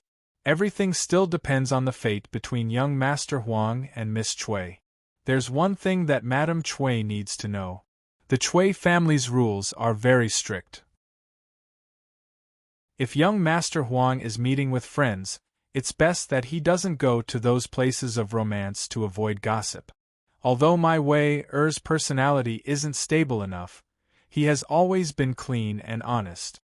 He won't do anything that will disgrace the family. That's good. At this moment, Huang Wei, who had been sitting beside the two, turned his head and looked in the direction of the front yard. As a summoner, he could already feel some unusual divine energy waves coming from the front yard. Young Master Huang was a little puzzled. He didn't know where the divine energy waves came from. Could it be the summoners of the Huang family sparring with each other? But the divine energy waves were a little intense, far beyond the range of a normal summoner sparring. Of course, young Master Huang would never have thought that someone would dare to come to the Huang family's door and cause trouble. It didn't take long for a clamor to be heard from outside. Madame Huang frowned slightly and looked at Sister Ran with an apologetic expression. I'm sorry, but Wei-er's father has not been in the manor all this time. The servants in the Huang manor lack discipline and are too rude. They're making a ruckus outside without any decorum. Madame Yu, please excuse us. It's just a small matter. It's fine. Sometimes, the servants in the Huang family's residence are noisy and lively. I'll go out and see what's going on. Young Master Huang's eyebrows twitched. He felt that something was wrong and wanted to go out to take a look. Let Steward Huang go for a small matter like this, Madame Huang said and waved a maid outside the door to find Steward Huang. Seeing that the maid had left, young Master Huang continued to sit in the living room. But for some reason, young Master Huang felt like he was sitting on pins and needles. His heart was beating fast and his palms were sweating. He was a little flustered. But a few seconds after the maid left, a Huang family guard rushed into the room with a pale face. "Madam, young master, it's not good. A few people from the East Harbor Inspection Department have barged into the Huang family's residence. They say they want to arrest the criminal who raped the women in East Harbor." Chapter 253. Pa. As soon as the guard finished speaking, young Master Huang's expression changed slightly. The teacup in his hand was like a hot iron. It fell from his hand and shattered on the ground. Madam Yu glanced at young Master Huang and her heart skipped a beat. Rebellion, rebellion, what a scandal. A small inspection department actually dared to cause trouble in our Huang residence. Where's Guard Du and Steward Huang? Pass on my words. Arrest all those who cause trouble here. See if I don't report them to the Judgment Army. Madame Huang was so angry that her eyebrows were furrowed. She slammed the table and reprimanded loudly. Steward Huang is already dead. A voice came from outside the room. Along with this voice, Xia Pingan, who was wearing a black waterproof windbreaker and a black felt hat, calmly walked in from outside with a cold temperament. When the guard who was reporting saw Xia Pingan, he was so scared that he trembled again. The black dragon ran in front of Xia Pingan. As soon as it entered the room, it started barking at young Master Huang. Xia Pingan looked at young Master Huang and thought to himself, "Found him." When young Master Huang saw Xia Pingan, he was like a mouse that saw a cat. That kind of instinctive fear made him shrink back uncontrollably. Long Chao and a few other members of the inspection department also followed Xia Pingan in. "What did you say? Steward Huang is dead?" Madame Huang was stunned for a moment before she flew into a rage. "Nonsense! How could Steward Huang be dead? Who are you? Who is your superior? How dare you barge into the Huang residence and talk nonsense here? How dare you disturb the guests of the Huang residence?" Madame Huang pointed at Xia Pingan and reprimanded him condescendingly. "I know Sir Lin Yi from the Judgment Army. Is this how Sir Lin taught you to do things? Get out of my sight." Xia Pingan then turned to Madame Huang and glanced at her indifferently. "You must be Madame Huang. I'm Xia Pingan, Inspector of the Eastport Supervision Department. A month ago, many women in our Eastport district were raped and raped. We've caught one of the criminals, but there's still another one on the run. Today, I followed the clues and tracked the criminal to the Huang mansion. Just now, the steward of the Huang mansion obstructed our investigation and even attacked us, but I've already killed him." "Impossible! Impossible!" Madame Huang was also frightened, her face filled with panic. She looked at the Huang residence guard who came to report and asked sternly, "Where's Steward Huang? Why hasn't Steward Huang come yet?" "Steward Huang. Steward Huang was just killed by this person and turned into ashes," the guard stammered. These words were like thunder in the ears of the mother and son of the Huang family. Steward Huang was really killed? "I'm handling the case according to the authority of the Inspection Department and national law. It's none of my business who you know. If you want to sue me, go ahead," Xia Pingan said coldly, then pointed at Huang Wei whose face had turned pale. "I'm going to take him away for investigation now, you're not allowed." Madame Huang opened her arms and stood in front of Xia Pingan. "My husband is the governor of Anxi province. This is the Huang mansion. Let's see who dares to mess around. I didn't do anything. I didn't do anything. They're slandering me," young Master Huang shouted, looking at Xia Pingan with shock and anger. Madame Yu, who was in the living room, stood at the side. She narrowed her eyes and didn't say a word. "I'm not slandering you. The guy we caught has already confessed that you're the mastermind and he's just an accomplice. Those women were all killed by you. He's already confessed everything," Xia Pingan said softly. Nonsense, he and I are clearly. Young Master Huang paused halfway through his sentence, and his expression changed drastically. Xia Pingan smiled and clapped his hands lightly. Are you trying to say that you and he committed the crime together, so why would he dare to slander you? Or are you trying to say that you and he agreed that as long as he comes out of the inspection department, you'll give him countless benefits? Why would he betray you? Huang Wei kept his mouth shut. My son didn't do anything. You can't arrest people in my Huang mansion. Madame Huang stood in front of Xia Pingan aggressively. The inspection department is handling a case. What does a woman's agreement have to do with the inspection department? Xia Pingan smiled coldly. He stomped his foot and the prison circle spell appeared in the room. A yellow circle flashed on the ground and trapped Madame Huang and Huang Wei, making them unable to move. Xia Pingan pointed at Huang Wei and ordered coldly, "Take him down. If he dares to resist, kill him on the spot." Long Chao rushed up, took out the shackles in his hand, and directly put them on Huang Wei's neck. Huang Wei was a summoner. He could resist, but he didn't dare. After knowing that Xia Pingan had killed Steward Huang, Huang Wei felt a chill down his spine when he saw Xia Pingan's cold gaze on him. He knew that if he dared to resist, Xia Pingan would really kill him here. If Steward Huang, who was at the Three Sun Realm, was killed by Xia Pingan, it would be even easier for Xia Pingan to kill him. Kacha, kacha, kacha. The shackles shackled Huang Wei's neck, hands, and legs in the blink of an eye. Huang Wei instantly turned from a Two-Sun Realm summoner to an ordinary person. Xia Pingan removed the circle prison spell on Huang Wei's feet. Two of Long Chao's summoners grabbed Huang Wei and brought him over. Donggang Inspection Bureau, Xia Pingan. I will remember you. Our Huang family will not let you off. I will definitely go to the Judgment Army and demand an explanation. Madame Huang, who couldn't move, could only stand there and threaten Xia Pingan. Let's go. Xia Pingan was decisive. He didn't care about the others in the living room and turned to leave. Long Chao and the others followed behind him with Huang Wei in tow. Until now, Long Chao and the others still felt like they were in a dream.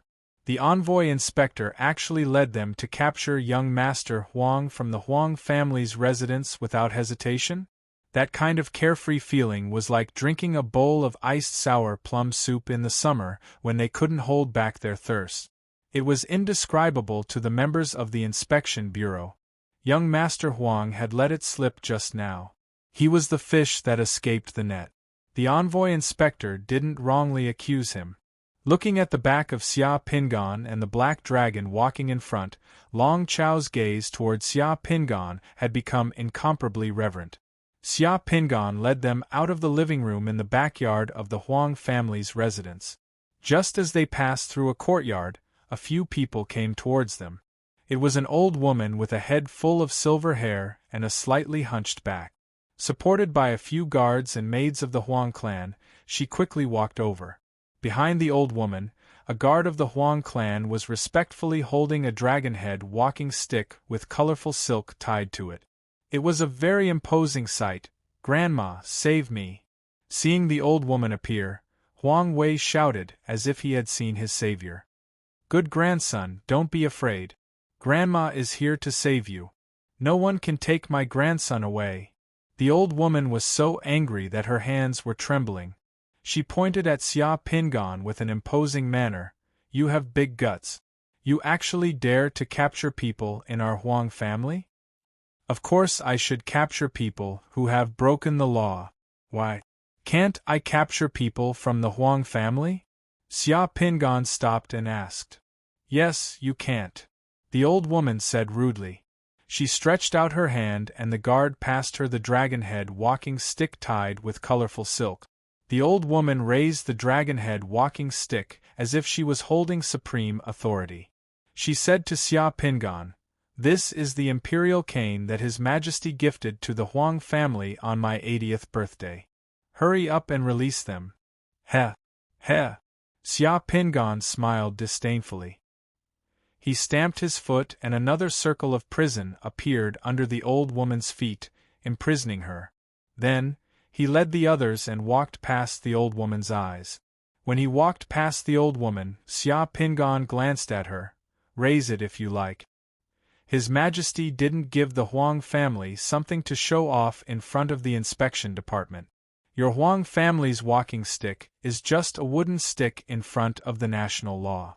It can't scare the inspection department or I, Xia Pingan. Since you're a woman and you're so old, I'll let you go this time. If anyone else dares to stop me, I'll definitely kill them. Grandma, save me, save me! Huang Wei shouted. Noisy, slap him, Xia Pingan said coldly. Long Chao waved his hand and slapped Huang Wei's face twice. Huang Wei's face was covered in blood and swollen like a pig's head. He quickly shut his mouth. The Huang family's guards didn't dare to stop them. Everyone just watched as Xia Pingan took the old woman away. As soon as Xia Pingan left, the circle of prison disappeared under the old woman's feet. The old woman pointed at Xia Pingan's back with a trembling finger. You. As she spoke, she couldn't catch her breath and fainted from anger. Xia Pingan walked out of the Huang manor, and in just a short while, the rain in the sky suddenly became heavier. A torrential downpour fell from the sky, and the clouds above the capital were as dark as ink, piling up layer after layer. The visibility was much lower, as if the sky had turned dark. Hua Ziqin and her subordinates were standing guard outside the Huang family's residence. They were completely drenched. The inspection department's 3 carriages also stopped outside the Huang family's residence. Sir! Hua Ziqin walked forward and looked at the listless young Master Huang. She was full of admiration in her heart. Is there a situation outside? Xia Pingan asked. Just now, a few birds flew out of the Huang family's residence. There were also a few guards and they were stopped by me. There was a bit of a commotion inside the residence just now. There were also some patrolling policemen who wanted to investigate the situation, but they were all chased away by me. Hua Ziqin said. Xia Pingan looked up at the sky and frowned. Birds were a method of reporting, but there were more than just birds. He sneaked into the Huang family's residence and caught them off guard. However, this didn't mean that the Huang family only had this little ability in the capital. The patrolling policemen in this area came to investigate the situation, so the situation inside the Huang family's residence should already be known by people outside. If he wanted to escort Huang Wei back to the inspection department, it wouldn't be easy. Let's go. Everyone, get ready. We're returning to the inspection department. Xia Pingan ordered and everyone boarded the carriages. Long Chao personally sat in the first carriage and acted as the coachman. He drove the carriage and led the way. Hua Ziqin sat in the carriage behind them. Xia Pingan brought Huang Wei to sit in the middle carriage. On both sides of the carriage's door stood 2 summoners from the inspection department as guards. Jia! With the crack of Long Chao's whip, the 3 carriages pierced through the curtain of rain and sped along the road. In the carriage, Huang Wei, who was shackled, was thrown onto the floor by Xia Pingan. Lying in the carriage, Huang Wei looked at Xia Pingan with hatred in his eyes. However, he sneered. Eastern Port's inspection department, a mere envoy inspector actually dares to provoke our Huang family. You don't know who you've provoked. Although my father isn't in Shangjing, my 3rd and 2nd uncles are. Xia Pingan, let me tell you, you're finished. Even the Judgment Army won't be able to save you. Oh, who are your 3rd and 2nd uncles? They're so powerful? Xia Pingan lowered his head to look at Huang Wei and asked. You'll find out soon enough. I'll make a bet with you. You don't have the ability to escort me back to the inspection department today. You're just a mere envoy inspector. Do you think you can do whatever you want in Shangjing? Huang Wei said confidently. Xia Pingan smiled. Is that so? Then I'll make a bet with you. I'll definitely bring you back to the inspection department today. Moreover, I don't know if I'll be finished in the future, but before I'm finished, you'll definitely be finished, is that so? Huang Wei continued to sneer. In a few days, the one kneeling in front of me will be you.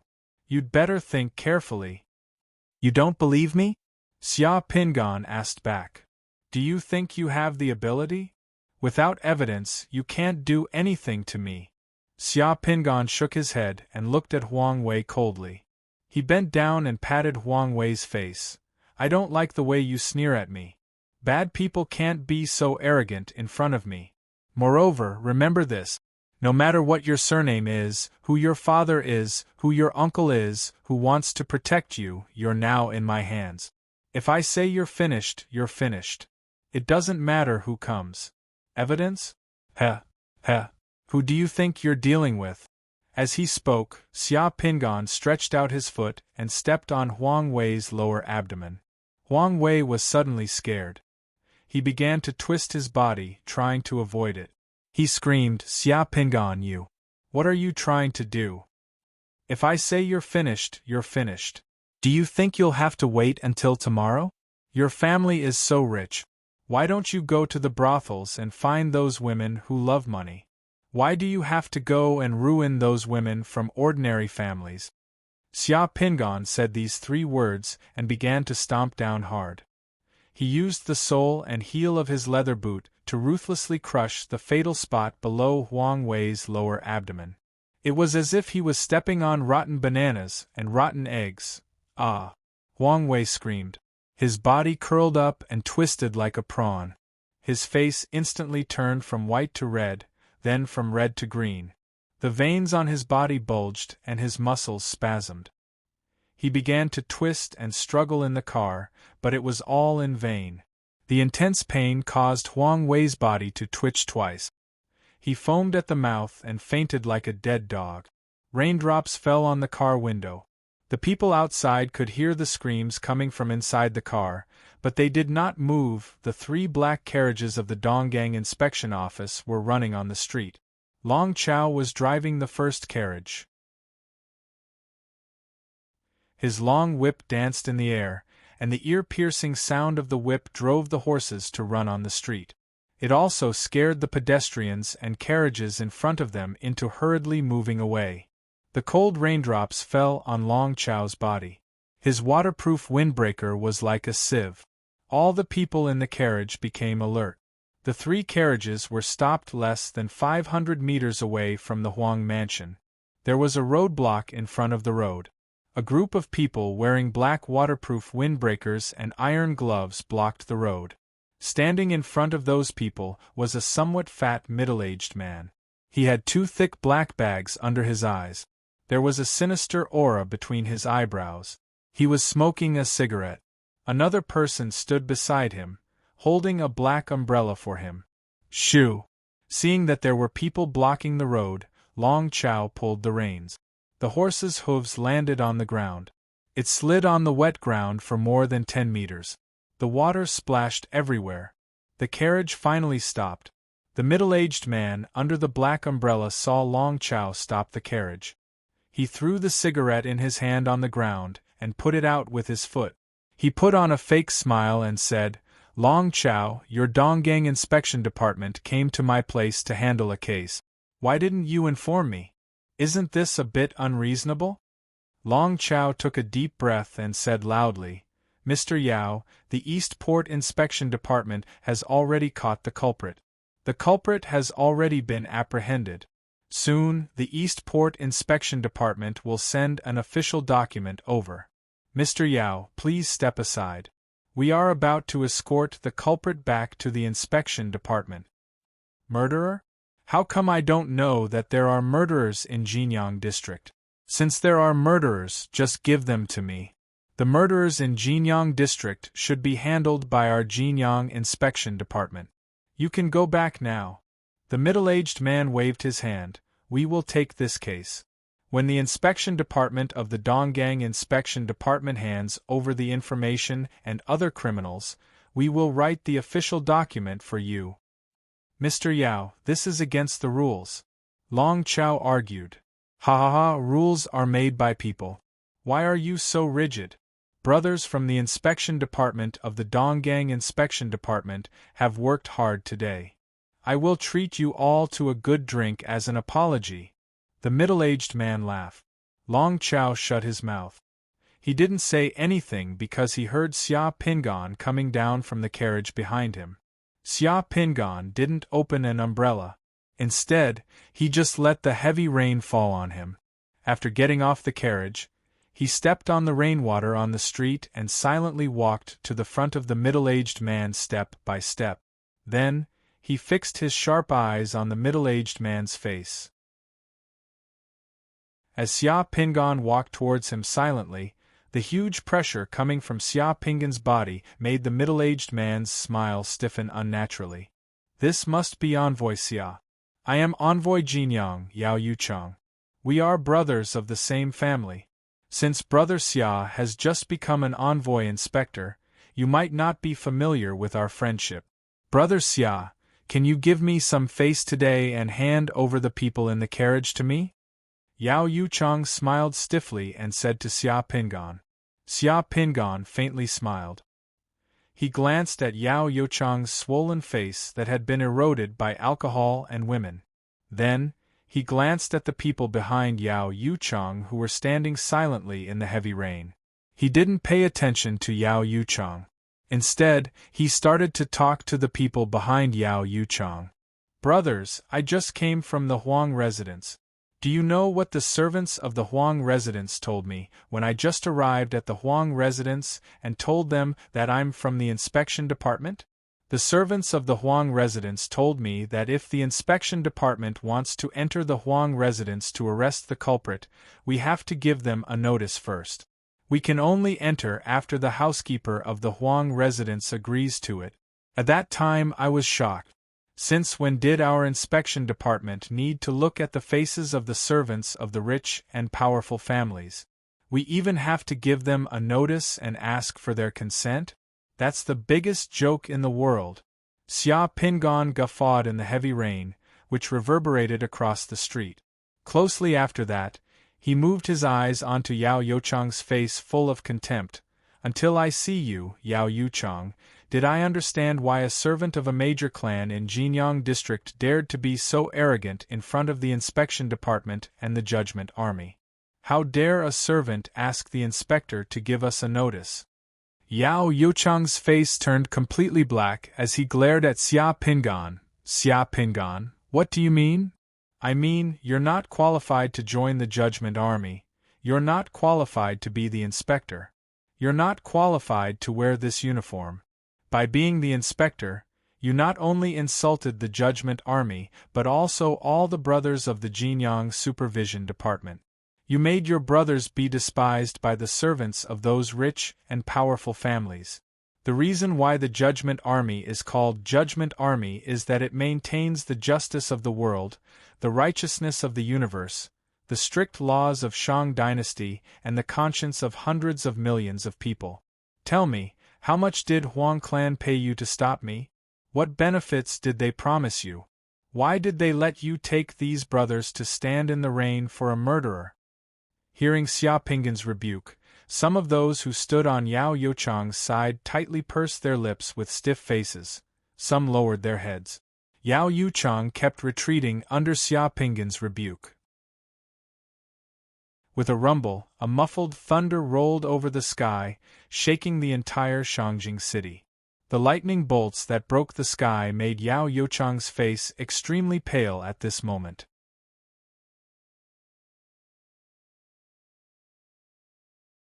Chapter 254. Xia Pingan. You. I'm also an envoy inspector. When I became an envoy inspector, you were still nowhere. Don't talk nonsense. Don't be too arrogant. Yao Yuchang was so angry that he was trembling all over. He pointed at Xia Pingan and scolded, You trespassed into the governor's mansion in Shangjing City. You arrested the governor's family. If something happens, can you bear the responsibility? I'm just maintaining law and order." Xia Pingan looked at Yao Yuchang's flustered and exasperated look and smiled disdainfully. I'm an envoy inspector. Of course I can bear the responsibility. As for you, the Huang family asked you to stand up for them. Are you ready to die for the Huang family? What do you mean? Xia Pinggan's eyes turned cold and overflowed with killing intent. Just now, the steward of the Huang family obstructed the inspection bureau from handling the case. I killed him on the spot and turned him into ashes. Do you want to try? Upon hearing Xia Pinggan's words, Yao Youchang's expression changed again. Of course, he knew who the steward of the Huang family was. The two of them had interacted more than once. The steward of the Huang family was an expert of the Three Suns realm, just like him. He had never expected that Xia Pinggan would kill him in the Huang family. No one in the Huang family had told him about this. Xia Pinggan took a step closer to Yao Youchang. Looking at Yao Youchang's swollen face, he said in a threatening manner, I'll kill whoever dares to stop me today. If you dare to extend your hand and affect my handling of the case, I'll dare to kill you right here. You dare? Yao Youchang shouted in a threatening manner. You've only joined the Judgment Army for a few days. It's not your turn to be lawless in Shangjing City. You don't dare? Huang Wei is in that carriage. If you have the guts, you can go and pick him up. Now, I will tell you in front of all the people of the Jinyang Supervision Department that if you dare to touch Huang Wei and the 3 carriages with your paws today, I will kill you for breaking a prisoner. If you don't believe me, you can try it. Xia Pinggan coldly looked at Yao Youchang. I will give you 20 breaths of time. If you have the guts, then go and take Huang Wei away from the carriage. After talking with Yao Youchang, Xia Pinggan directly turned around and ordered Long Chao and the others, you just watch and don't stop them. Let's see if Inspector Yao has the guts to kidnap someone from our carriage. Yes. Long Chao and the others replied. Yao Youchang looked at Xia Pinggan, then looked at the people behind him, his lips trembling. He really wanted to go and rescue Huang Wei from the carriage, but Xia Pinggan had already spoken ruthlessly. If he moved, Xia Pinggan might really kill him. Yao Youchang was struggling in his heart. He wanted to fight Xia Pinggan head-on, but he also had a guilty conscience. He didn't have the confidence to defeat Xia Pinggan. Even if he only had a 50% chance of winning, it was still too dangerous for him. If he just retreated like this, it would seem too cowardly. In the blink of an eye, cold sweat rolled down Yao Youchang's forehead. He originally just wanted to rely on his seniority and status to make Xia Pinggan give him face. Who would have thought that Xia Pinggan would directly turn this matter into a life-and-death struggle between the two of them? Not only did he not give him any face, but he also directly pressed his face to the ground and rubbed it against his face. Yao Youchang's eyes were complicated as he struggled in his heart. He stared at Xia Pinggan, gnashing his teeth and feeling some fear. As a summoner, he instinctively felt that Xia Pinggan's aura had completely overwhelmed him. This was a display of strength. The heavy rain continued to fall, and the surrounding streets were quiet. While Yao Youchang was struggling, 20 breaths of time quickly passed. Yao Youchang didn't dare to make a move. Xia Pinggan looked at him disdainfully and sneered. I have the guts to risk my life for the responsibility of the inspector. I have the guts to risk my life to catch that trash. Do you dare? Do you have the guts? Since you don't have the guts to risk your life for the Huang family, then don't stand here and lose face for the Jinyang Supervision Department and the Judgment Army. Your face has long been trampled under the feet of those servants of the rich and powerful families. It's worthless to me. Don't block the road, get out of my way. After saying that, Xia Pinggan directly turned around, leaving his back to Yao Youchang. He wasn't worried that Yao Youchang would dare to make a move against him. Xia Pinggan got on the carriage behind and ordered Long Chao, "Let's go!" Jia! Long Chao's spirit was shaken. With a roar, he swung his whip and several icicles flew out from his hand, directly smashing the roadblocks blocking the road. Then he drove the carriage directly through the debris of the roadblock. The 2 carriages behind also rushed over. None of the summoners of the Jinyang Supervision Department made a move. They just watched the 3 carriages rushing through the heavy rain with complicated looks. None of the summoners of the Jinyang Supervision Department said anything. However, many of them looked at Xia Pingan with admiration instead of hatred. This was the Motherf * King Spirit of the Judgment Army's inspector. Working under this kind of envoy inspector, that's what I call refreshing. Turning back, they looked at Yao Yuchang, the inspector of the Jinyang Supervision Department. Yao Yuchang's face was ashen as if he had aged a few years all of a sudden. A few strands of wet hair were scattered and stuck to his forehead. He didn't dare to show his imposing manner anymore.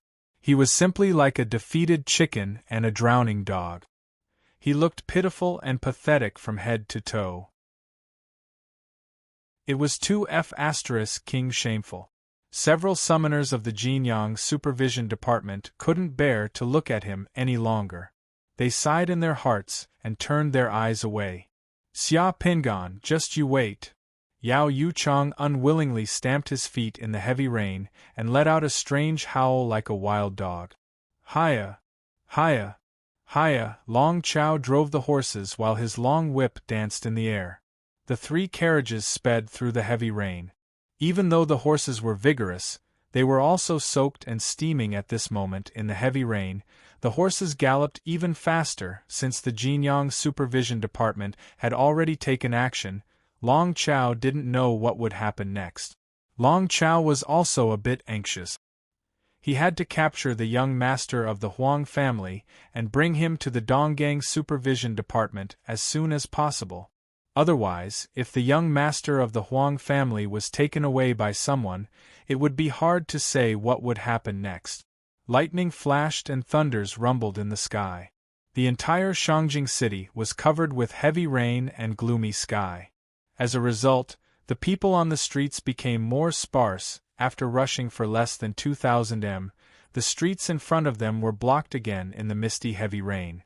The policemen of Jinyang District set up cordons and street signs on the street. The 3 carriages had completely blocked the street. A lot of things were scattered on the road. Hush! At the sight of the scene in front of him, Long Chao frowned as he pulled the reins to stop the carriages. The Supervision Department is handling a case. What's going on in front of us? Long Chao had already taken out his waist tag and asked loudly while sitting in the carriage before a few policemen wearing raincoats and carrying traffic batons walked over. Some carriages have overturned in front of us. A lot of oil and some would have been scattered on the ground. We're organizing people to clean it up. This road is blocked. The oil might ignite at any time. It's very dangerous here. Please take a detour. The policeman who came here said with a straight face. Long Chao looked at the road in front of him. The oil was all over the road. Even in the heavy rain, it didn't disperse. He didn't know if the nearby sewer was blocked, but the oil floated in the puddles of water on the road, forming a thick layer. Other than the oil, there were pieces of wood scattered all over the road. He didn't know how long it would take to clean up these things. How could it be so coincidental? They were going to pass by this road. It just so happened that some carriages had overturned here. Additionally, the things in the carriages were just enough to block the road. Xia Pingan's emotionless voice came from the carriage behind. Take a detour. Long Chao gritted his teeth and turned the carriage around. Jia, he drove the carriage to take a detour from the side road. The road that was blocked just now was the nearest road to the Eastport district. If they took a detour, they would have to take a longer detour. Furthermore, they would be delayed. Long Chao's eyebrows turned gloomy unknowingly. On the road, the policemen in raincoats looked at the 3 carriages calmly. When the 3 carriages disappeared from their sight, a fat policeman walked out of a tea-house nearby. He looked at the sky and smiled. He then said to the person beside him, Tell them that the carriages have turned. More than 10 minutes later, the 3 carriages that were running in the heavy rain were stopped again. The barricades and barbed wire were pulled to the road. A large group of soldiers with guns stopped the carriages behind the barricades and barbed wire. The garrison corps is carrying out military affairs. Everyone, get off the carriages for inspection. A colonel stood on the road as he stretched out his hand and stopped the carriages. The supervision department of the Judgment Army is carrying out military affairs. Please remove the barricades. Long Chow said coldly. Didn't you hear that? The garrison corps is carrying out military affairs. Everyone, get off the carriages for inspection.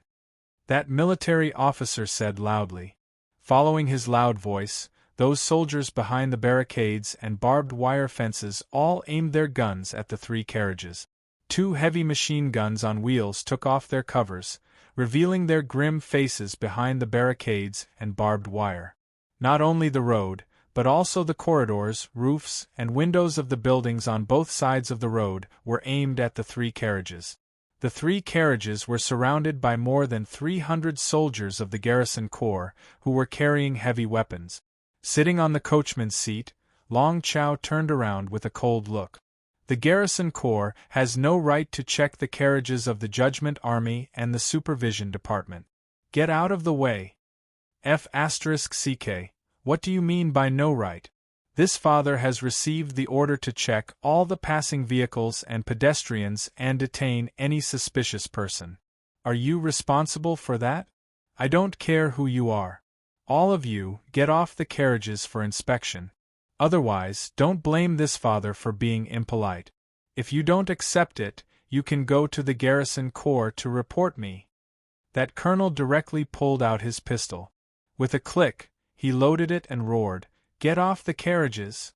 After that colonel pulled out his pistol and loaded it, the surrounding streets and corridors were filled with the sound of weapons being loaded. Seeing that the situation was not right, the 2 squads of the Supervision Department all took out their weapons and started to fight with those soldiers. The summoner who was holding a heavy machine gun immediately took out his heavy machine gun once again.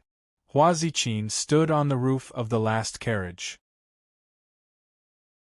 With a wave of her hand, a radiance flashed and a total of 100 elite slave soldiers appeared around the 3 carriages. The elite slave soldiers took out their javelins and looked coldly at the warriors surrounding the carriages. Seeing Hua Ziqin summoning so many elite slave soldiers at once, those soldiers became a bit restless and nervous. In fact, if ordinary soldiers fought with summoners, they would not gain any advantage at all. Long Chow looked at that officer coldly and raised his hand. Today, the Judgment Army and the Garrison Corps are exchanging fire here. If anyone dies, I hope you and the person behind you can bear this responsibility. Furthermore, if you dare to make a move, you will be the first to die. I will definitely kill you first. After killing you, I will let the Garrison Corps complain to the Judgment Army. You think I don't dare? That officer narrowed his eyes. You can try. Let's see who dies first. Swords were drawn on the streets. Long Chow and that officer stared at each other. That officer's pistol was pointed at Long Chow's head while Long Chow's palm was facing that officer steadily. Both parties didn't even blink their eyes. Time and the air seemed to have frozen. We're all family. Why make it so tense? If something happens, it will be hard to explain to anyone. Just when both parties were at their most tense, a black-robed, bespectacled man holding a summoner's cane walked out from behind the Judgment Army. That man looked at the carriage in the middle and said loudly, "Inspector Xia, why don't you come out to meet me? Let's discuss how to end today's matter. Anxi Province Governor Huang Jingyue is from the Garrison Corps. You can't take his son away today. If you do, I will not be able to explain myself. If you miss today, everything can be discussed." Xia Pinggan's carriage had its curtains drawn, so the people outside couldn't see the situation inside. There was no movement at all. After that black-robed man finished speaking, he realized that there was no response from the carriage. He frowned and said loudly, "Inspector Xia, can you hear me? Please come out to meet me." The heavy rain poured down and thunder rumbled in the sky. That black carriage was like a silent rock in the heavy rain. There was still no movement. That black-robed man changed his face at once. Without any hesitation, he stomped on the ground. A 5 m high translucent giant made of water waves suddenly stood up from the puddles at the bottom of the carriage. It stretched out its hands and tore the wooden carriage into two halves like tearing a cardboard box. The horse of the truck was scared and ran away. The carriage was empty. Where was Xia Ping Un and Huang Wei's hair? *T, we've been cheated. That black-robed man changed his face as he glared at Long Chao. Where's your inspector, Xia Pingon? Long Chao's face finally relaxed. He pursed his lips as he crossed his arms and sneered. I don't know where Mr. Inspector is. We're just returning to the Supervision Department of South Harbor. What? Do you still want to block the way? Or do you want to eat *T here? Those summoners of the Supervision Department burst out into laughter. That black-robed man's face changed. He raised his hand and a sky-drilling cannon flew out of his hand. It flew into the sky in the heavy rain and exploded into brilliant fireworks in the sky. Jia! Xia Pingon rode on a black horse that he had summoned. The black horse galloped wildly in the narrow alley as fast as thunder. That alley was not wide enough for a carriage to enter. However, it was not a problem for a horse to gallop in. The 2 floors of the alley were residential houses. Clotheslines and bamboo poles crossed the alley from time to time. Xia Pingon had to carefully avoid them. Xia Pingon's eyebrows, hair, and body were drenched by the strong wind and the heavy rain. His lips were tightly shut as he stared straight ahead. Huang Wei was in front of Xia Pingon's saddle. His body was lying horizontally as he was jolted on the horse's back. The torrential rain and the jolting woke Huang Wei up. Huang Wei's face was distorted as blood seeped out of the corner of his mouth. He turned around and glared at Xia Pingon with venomous eyes as he squeezed out a sentence from between his teeth. Xia Pingon, you're dead meat. You'll never be able to bring me back to the Supervision Department today. Heh heh heh, just wait and see, my family won't let you off. At this moment, in the sky more than 3,000 meters to the east, a splendid firework exploded. Under the gloomy sky, the fireworks were exceptionally dazzling. So much nonsense. If you fall into my hands, the one who will be finished will definitely be you. Xia Pingon glanced at Huang Wei and slapped his palm on Huang Wei's head. Once again, Huang Wei let out a breath of air and fainted. In the alley ahead, a child opened the door beside the alley and suddenly rushed out. Seeing the big horse galloping in the alley, the child who rushed out was stunned. Xia Pingon pulled the reins. The black horse neighed as it directly leaped up from the ground. Through the heavy rain, it flew over the child's head and steadily landed on the ground before continuing to gallop. A moment later, the black horse came out of the alley and continued to gallop on the long street outside. Some of the carriages on the street, as well as the passengers in the small train that had just passed by, were shocked and dumbfounded when they saw a knight suddenly appear in the alley.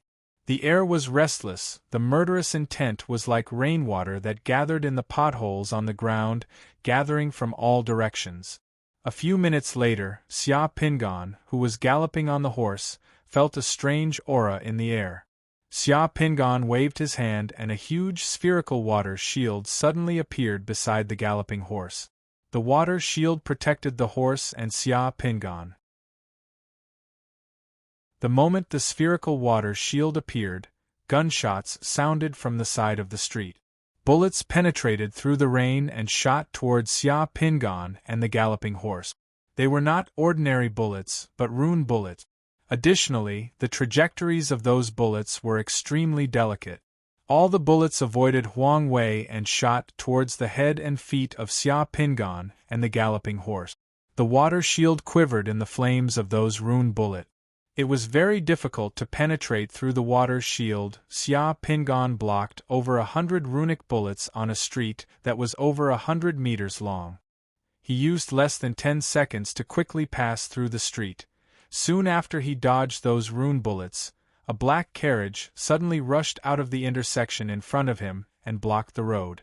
The driver turned around and saw Xia Pingon. Closely after that, He flew towards Xia Pingan as fast as a lightning bolt.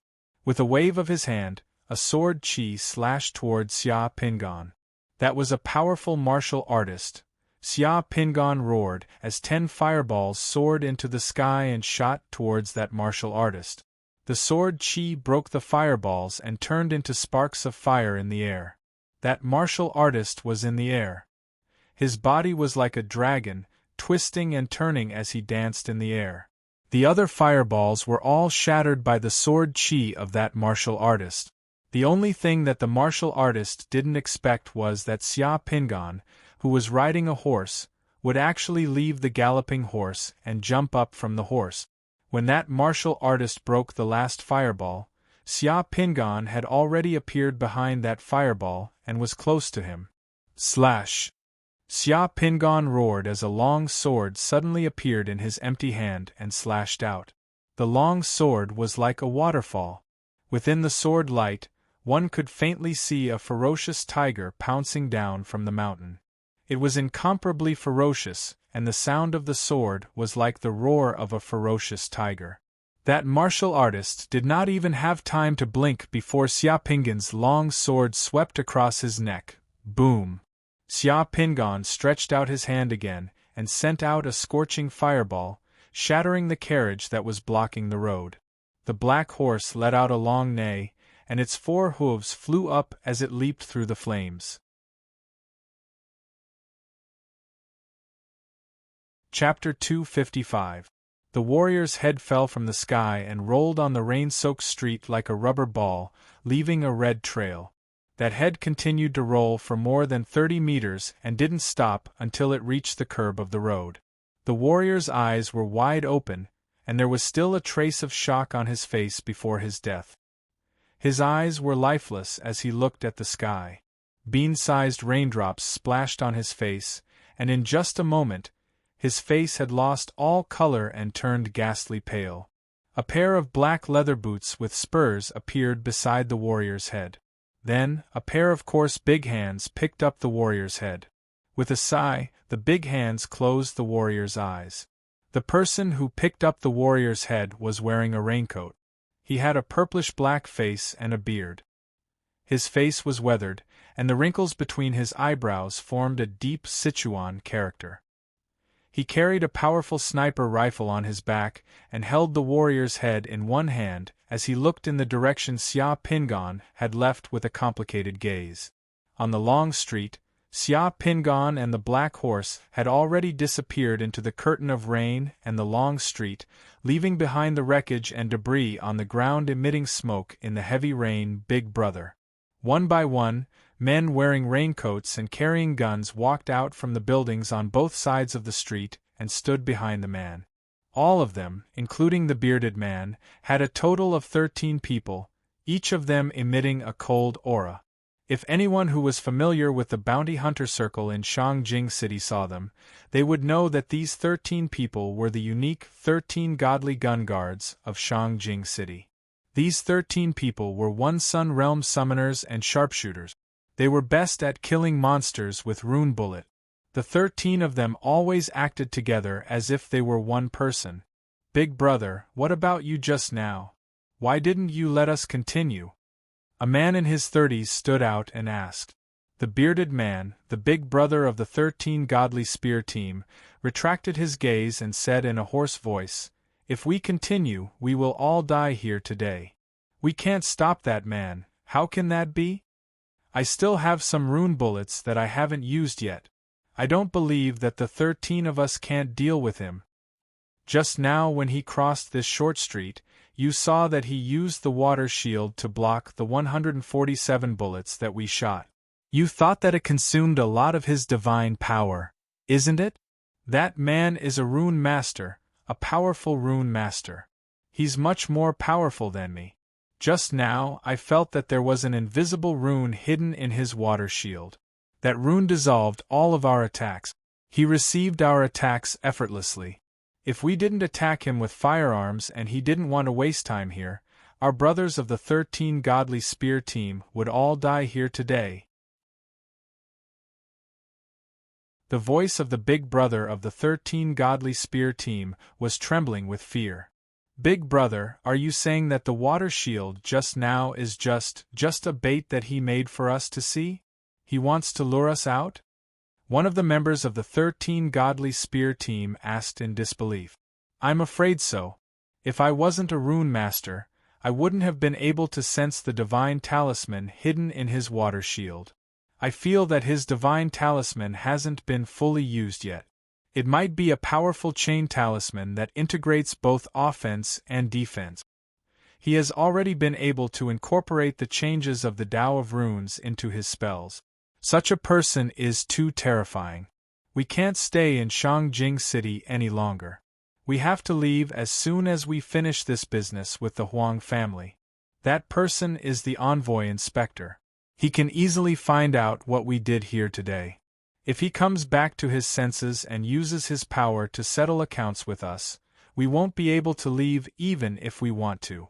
Even if we don't die, if he really wants to punish us, I'm afraid that we will be imprisoned in Shangjing City for decades. The other members of the 13 Godly Spear team all changed their expressions when they heard their big brother's words. Big brother, we'll listen to you, the bearded man said resolutely. As long as we have the ability to make a living, we can make a name for ourselves wherever we go. The Blood Demon sect might make trouble in Shangjing City recently. It's getting more and more dangerous to stay here. Big brother, there are many powerhouses of the Fire Dragon sect in front of us. The Huang family has put in a lot of effort this time. Trust me, the Fire Dragon sect can't stop them. Let's leave now.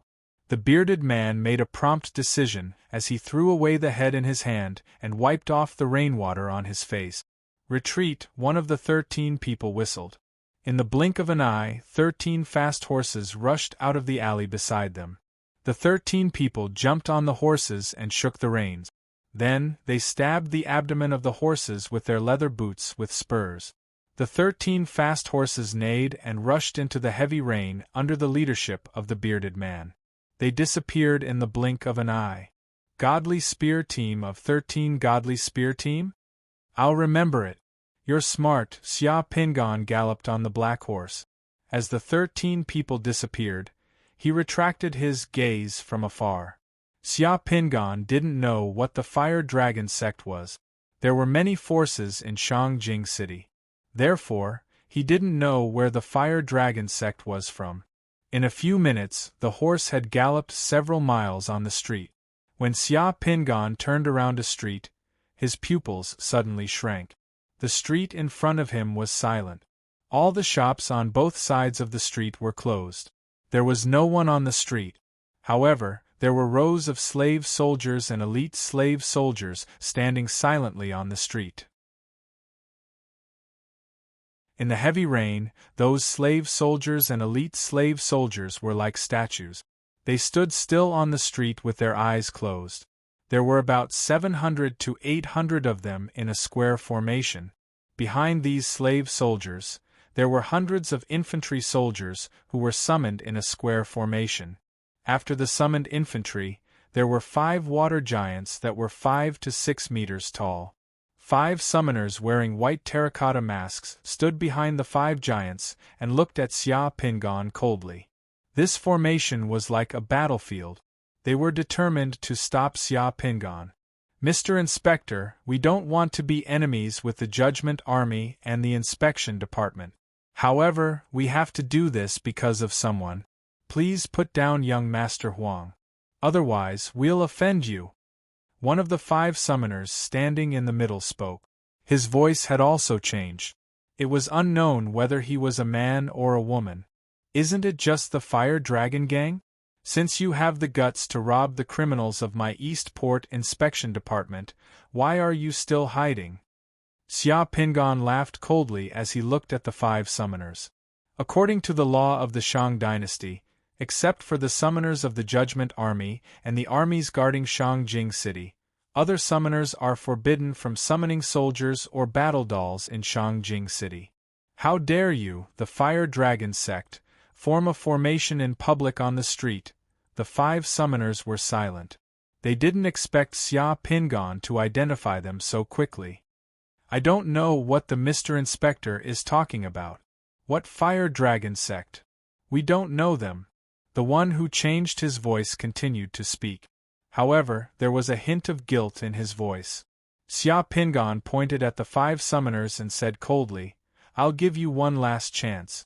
The Fire Dragon sect will tear down this formation now and come to the inspection department tomorrow to explain the situation and admit your mistake. I'll give you a lenient punishment. However, if you don't realize your mistakes and continue to oppose me, I'll definitely uproot the Fire Dragon sect from Shangjing City and turn you into homeless dogs."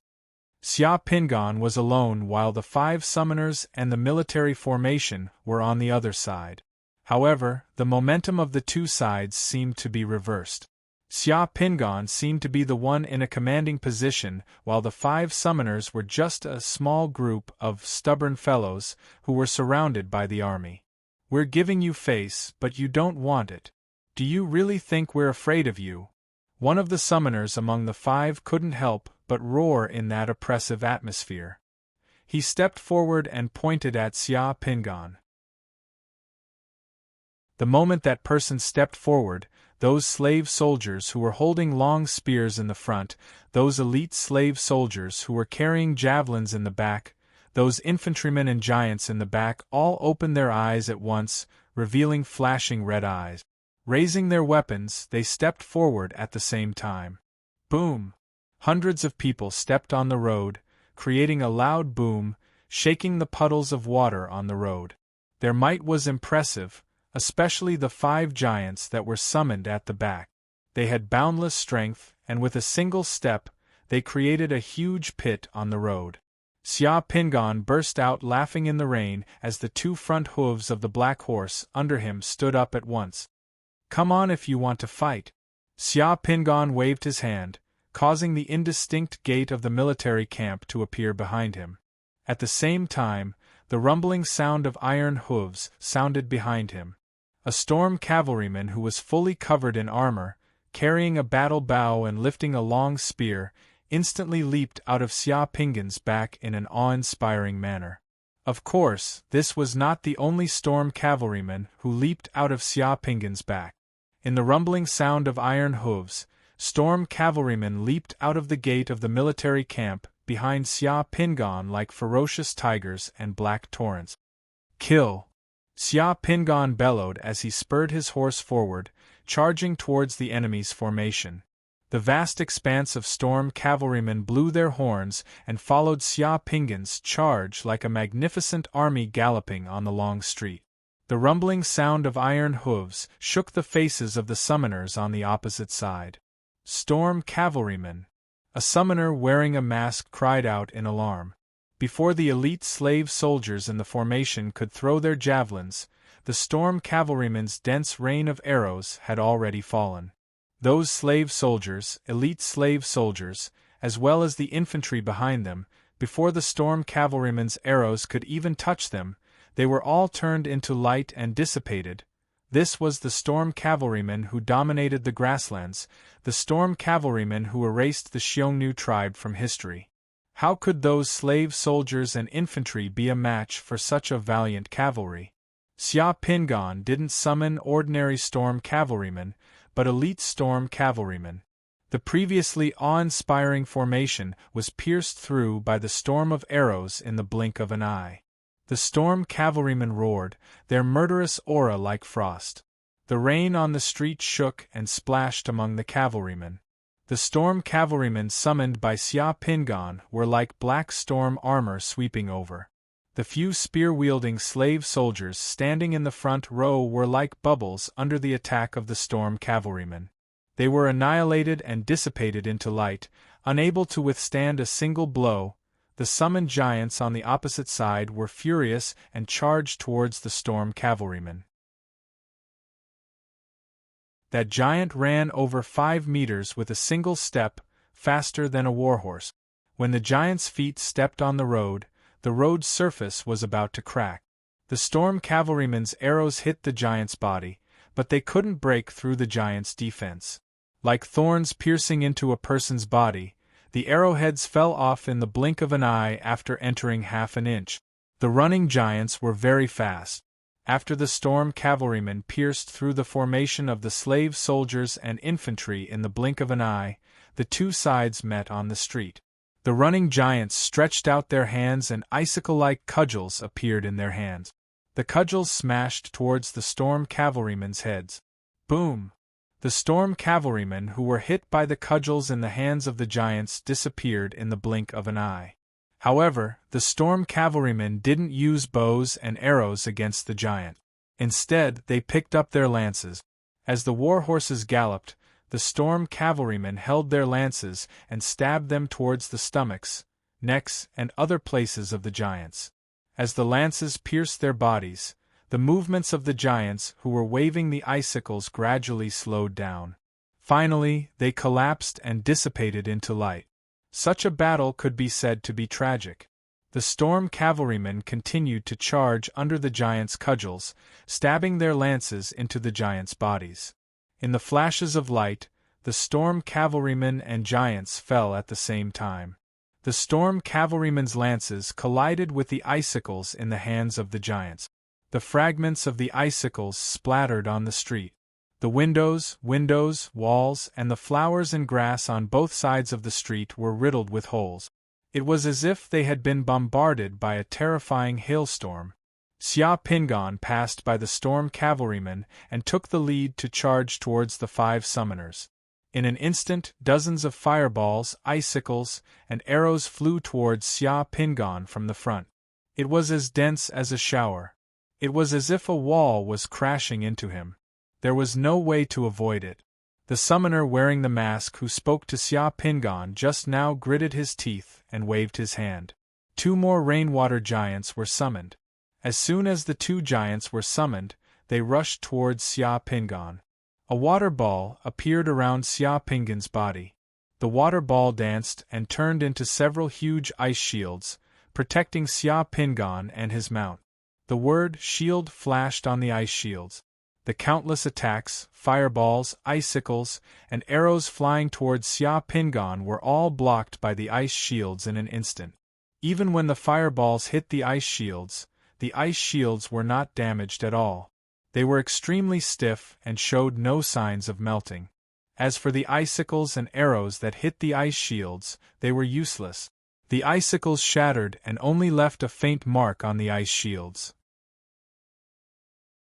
The mark was repaired in the blink of an eye and disappeared in the rain.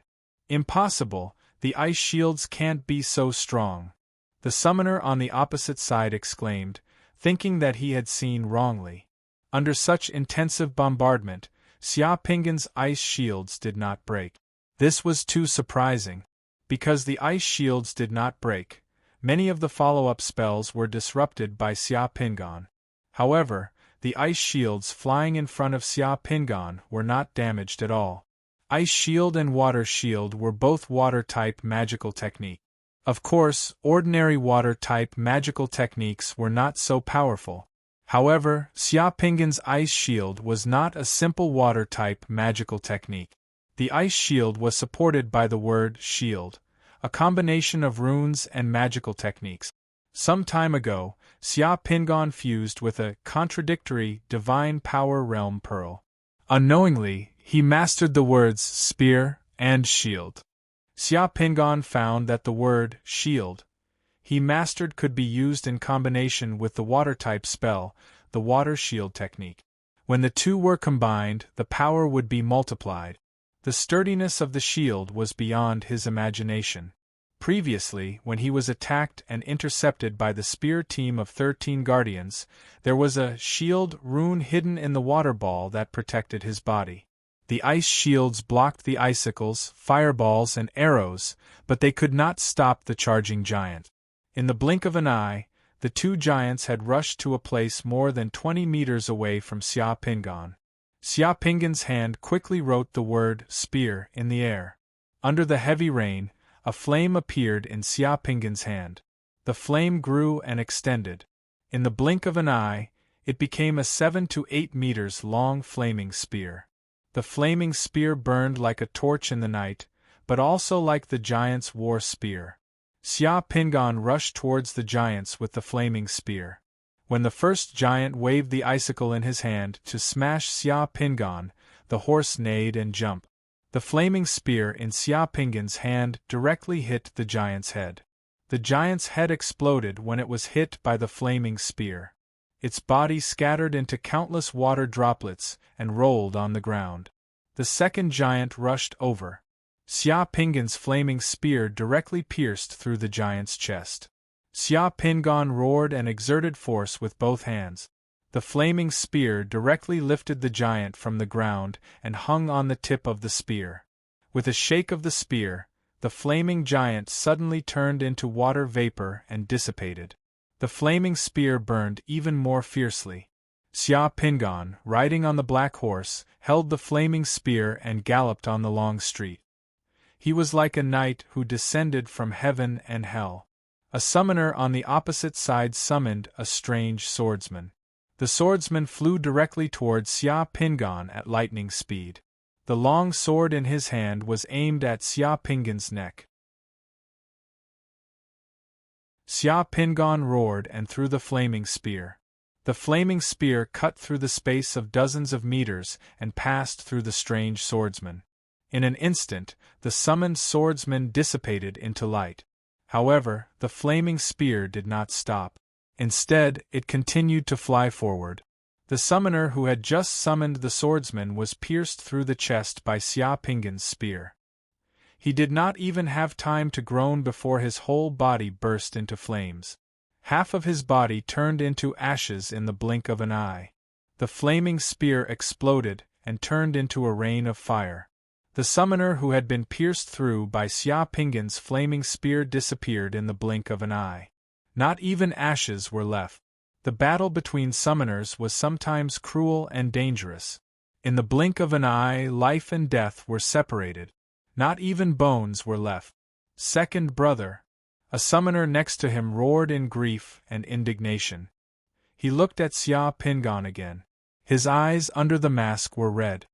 "I'll fight you to the death," the summoner roared. His whole body shone with divine light. His robe fluttered. He made a gesture with both hands. A scorching fire dragon flew out from his body and flew towards Xia Pingan. The fire dragon was hot. As soon as it flew out, the lampposts on the side of the road melted. Xia Pingan, who was on horseback, only said 2 words. Xuanwu. The world suddenly became quiet. A huge black Xuanwu crawled out from behind Xia Pingan. It had a tortoise body and a snake head. Its body was no longer as big as a car. Xuanwu was the god of water. In this rainstorm, Xuanwu's power was unimaginable. Xuanwu looked up at the sky. The air seemed to be still. The raindrops all over the sky gathered here. The raindrops turned black and fell on the fire dragon. The fire dragon's burning scales began to fall off piece by piece. It was like a real dragon being cut into pieces. The summoned fire dragon twisted in the air, and still wanted to fly towards Xia Pingan. However, more and more black raindrops fell on its body. In addition to the burning scales, the flesh and bones on the fire dragon's body also began to fall off piece by piece. Its whole body was shrinking bit by bit. The dragon horn condensed by flames was also shattering. Before the fire dragon could fly to Xia Pingan, it completely disappeared in the black rain. The black rain not only fell on the fire dragon, but also on the summoner who summoned the fire dragon. The first drop of black rain passed through the water shield summoned by the summoner and fell from the top of his head. It dripped down from his chin. A bloody hole appeared on the summoner's head and chin. The summoner screamed. His body swayed and the water shield dissipated. A large amount of black rain fell from the sky. The summoner's body was like a piece of ice cream. It melted in the black rain in the blink of an eye. Not even dregs were left. The remaining summoners looked at Xuanwu and the black raindrops falling from the sky in horror. They used all their spells, but their bodies were pierced with dozens of bloody holes in the blink of an eye. Their clothes were like sieves. Blood spurted out and they retreated in a sorry state. Xuanwu twisted his snake-like head and crawled towards those people. When his foot landed on the ground, the water on the ground began to freeze. The snow-white frost quickly spread towards those summoners. Retreat! The summoner who changed his voice to talk to Xia Pingan finally spoke. His tone was filled with unprecedented panic and fear. A ball of scorching fire exploded at the place where those few people were standing. When the fire dissipated, those few summoners had already disappeared. However, there was still a frozen foot on the ground. The owner of that foot had escaped, but the other foot was a bit slower. From the knee down, it would forever remain here. In the blink of an eye, it shattered and turned into ice shards.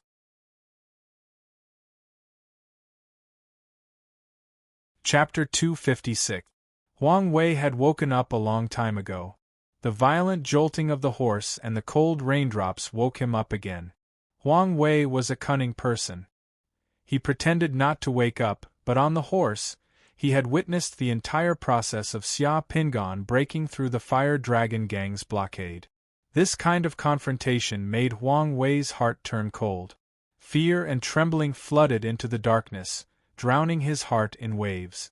Huang Wei felt a mountainous and iron-like determination from Xia Pingan. During the battle just now, Huang Wei's heart kept echoing a sentence. It was a sentence that a summoner he encountered when he first fused with the Foundation Establishment Realm Bead.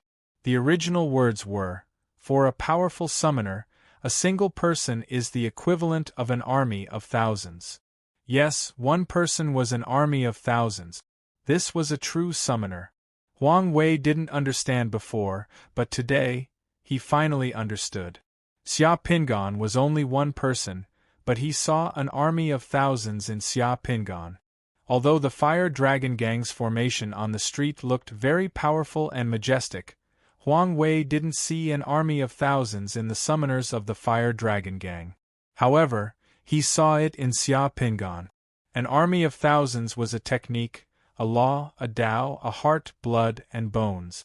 It was the condensation of a summoner's spirit and will. It was the soul of a summoner. It wasn't a simple summon of soldiers or battle dolls. As the source of everything today, Xia Pingan's determination made him feel fear of death and the unknown for the first time.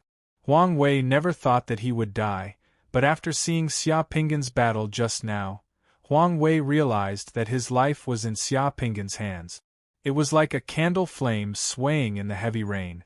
It could be extinguished at any time. Xia Pingan was so ruthless to others, let alone to him. According to the laws of the Shang dynasty, what he did was enough to make him die without a burial ground. The battle on the street continued. The last giant summoned by the Fire Dragon Gang was pierced by the spears of the Storm Cavalry. The last giant fell and dissipated into water. The Storm Cavalry's body flashed with a strange light green brilliance. The originally injured Storm Cavalry gradually healed under the brilliance. There were less than 20 Storm Cavalry left. The Storm Cavalry's fighting spirit was high again. They galloped through the rain and gathered beside Xia Pingan. The Storm Cavalry was like a silent iron mountain.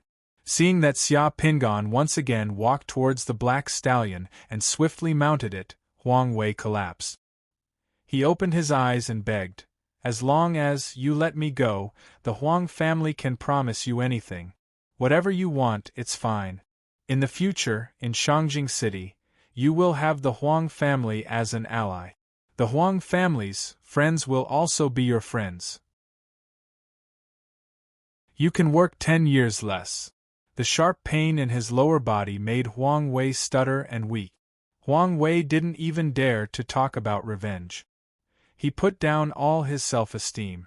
He only wanted to survive. "I just want to take you back to the supervision department today and give an explanation to those victims." Xia Pingan glanced at Huang Wei indifferently. He held the reins and squeezed the horse's belly.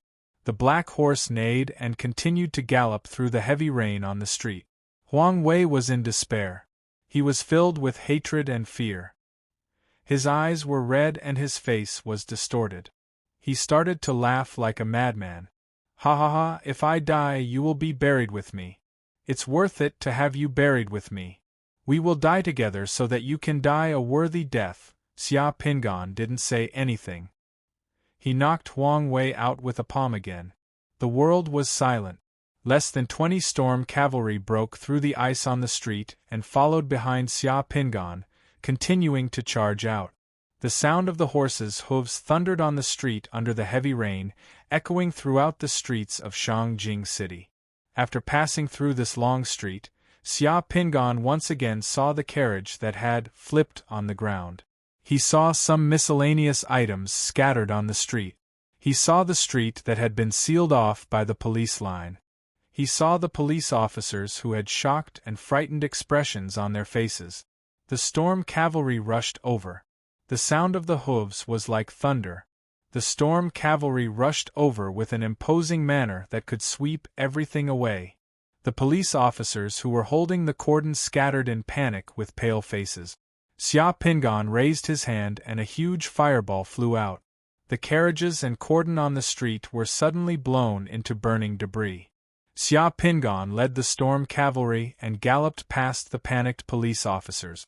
The police officers were splashed with rainwater. They could only watch Xia Pingan rush away. The passengers in the four-wheeled carriages on the roadside saw Xia Pingan and the storm cavalry rushing through the street. They were inexplicably shocked. Some even rubbed their eyes. The distance from here to the Donggang district was less than 10 miles. After another 2 streets, they would arrive at the Donggang district. Xia Pingan thought while riding on the horse. Soon, Xia Pingan rushed out of the Jinyang district and entered the Donggang district of Shangjing City. Xia Pingan also heaved a sigh of relief in his heart, thinking that there shouldn't be any more interceptions. After a while, Xia Pingan could even vaguely see the building of the Donggang District Inspection Office. Here, it was less than a kilometer away from the Donggang District Inspection Office. At this moment, Xia Pingan felt something. He looked up and saw that in the dark clouds in the sky, there was a lightning bolt that was moving from far to near. It was really as fast as lightning. The lightning bolt flashed in the sky, and the street was instantly bright white. A bolt of lightning fell from the sky and struck the road in front of Xia Pingan. The lampposts on the roadside flashed with electric sparks. Countless windows on both sides of the street were shattered by the huge roar. Countless glass fragments fell from the street like snowflakes in winter. Xia Pingan's eyes suddenly shrank. He suddenly stopped his mount. Because he saw a person in the lightning bolt. That person was wearing a blue robe with a mask on his face. Just now, he fell from the sky together with the lightning bolt, which was very weird. The heavy rain fell from the sky. However, when it fell beside that person, it strangely separated from the surroundings.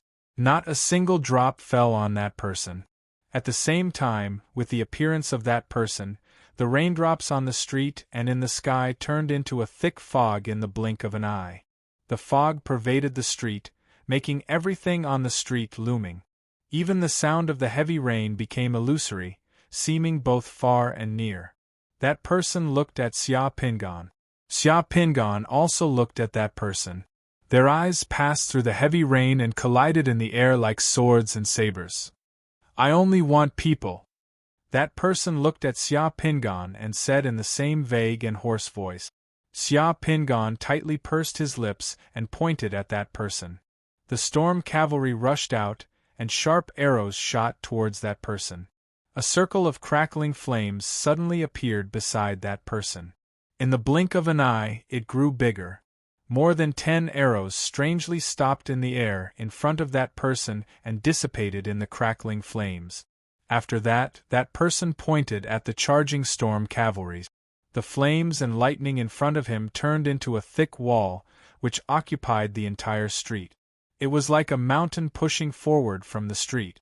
It was simple, violent, direct, domineering, and unavoidable. The charging storm cavalry stabbed their long spears into that wall. Their long spears then dissipated. When the wall of fire and lightning touched the storm cavalrymen, The storm cavalrymen turned into light and dissipated. Less than 20 storm cavalrymen turned into ashes in an instant. It was too fast and almost impossible to resist. In the blink of an eye, that wall rushed in front of Xia Pingan. The blue-robed person stretched out his hand and clenched his fist. That fiery sparks and electric sparks suddenly rolled up and turned into a huge sphere. It wrapped around Xia Pingan from all directions and compressed towards the center. But after a few seconds of silence, boom! A huge explosion resounded. A streak of fiery sparks shot up into the sky. That sphere shattered, turning into millions of sparks and electric sparks that scattered in all directions.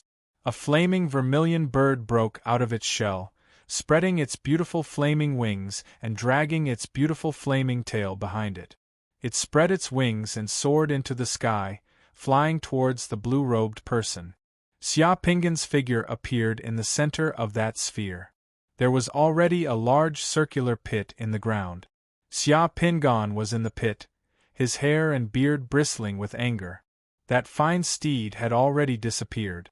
Xia Pingan's clothes had been completely torn apart, revealing his bloody body and determined face. Huang Wei was still under his foot. Strangely, his body was not injured at all, but he could not move. The surrounding misty fog began to burn the moment the flaming vermilion bird appeared. The misty fog was no longer misty, and the blurry fog was no longer blurry.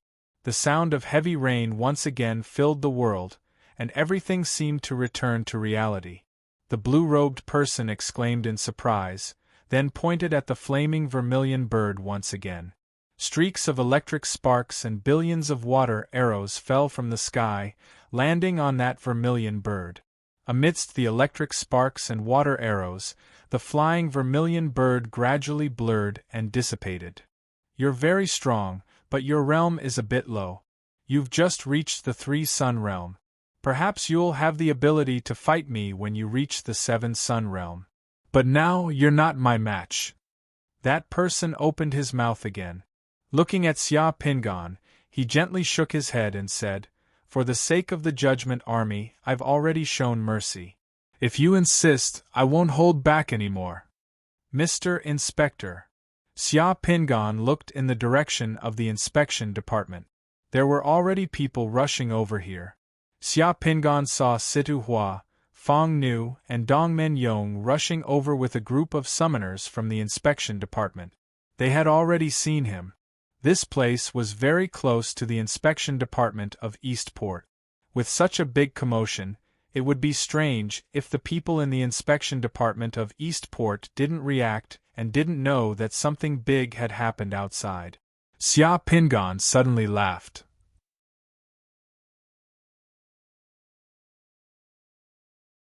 Chapter 257. What are you laughing at? It's just a few summoners from the Donggang inspection department. It's useless no matter how many of them there are. The blue-robed man shook his head when he saw Xia Pingan laughing. Ha ha ha! Xia Pingan laughed as he spat out a mouthful of blood. He looked at the blue-robed man and wiped the blood from the corner of his mouth. "I said, I will definitely bring Huang Wei to the inspection department and give him an explanation. No one can stop me, including you. Tell the Huang family that I, Xia Pingan, am a man of my words." After saying that, a long sword suddenly appeared in Xia Pingan's hand. The blue-robed man's expression changed. He didn't even have time to stop him. He shouted angrily, "What are you trying to do?"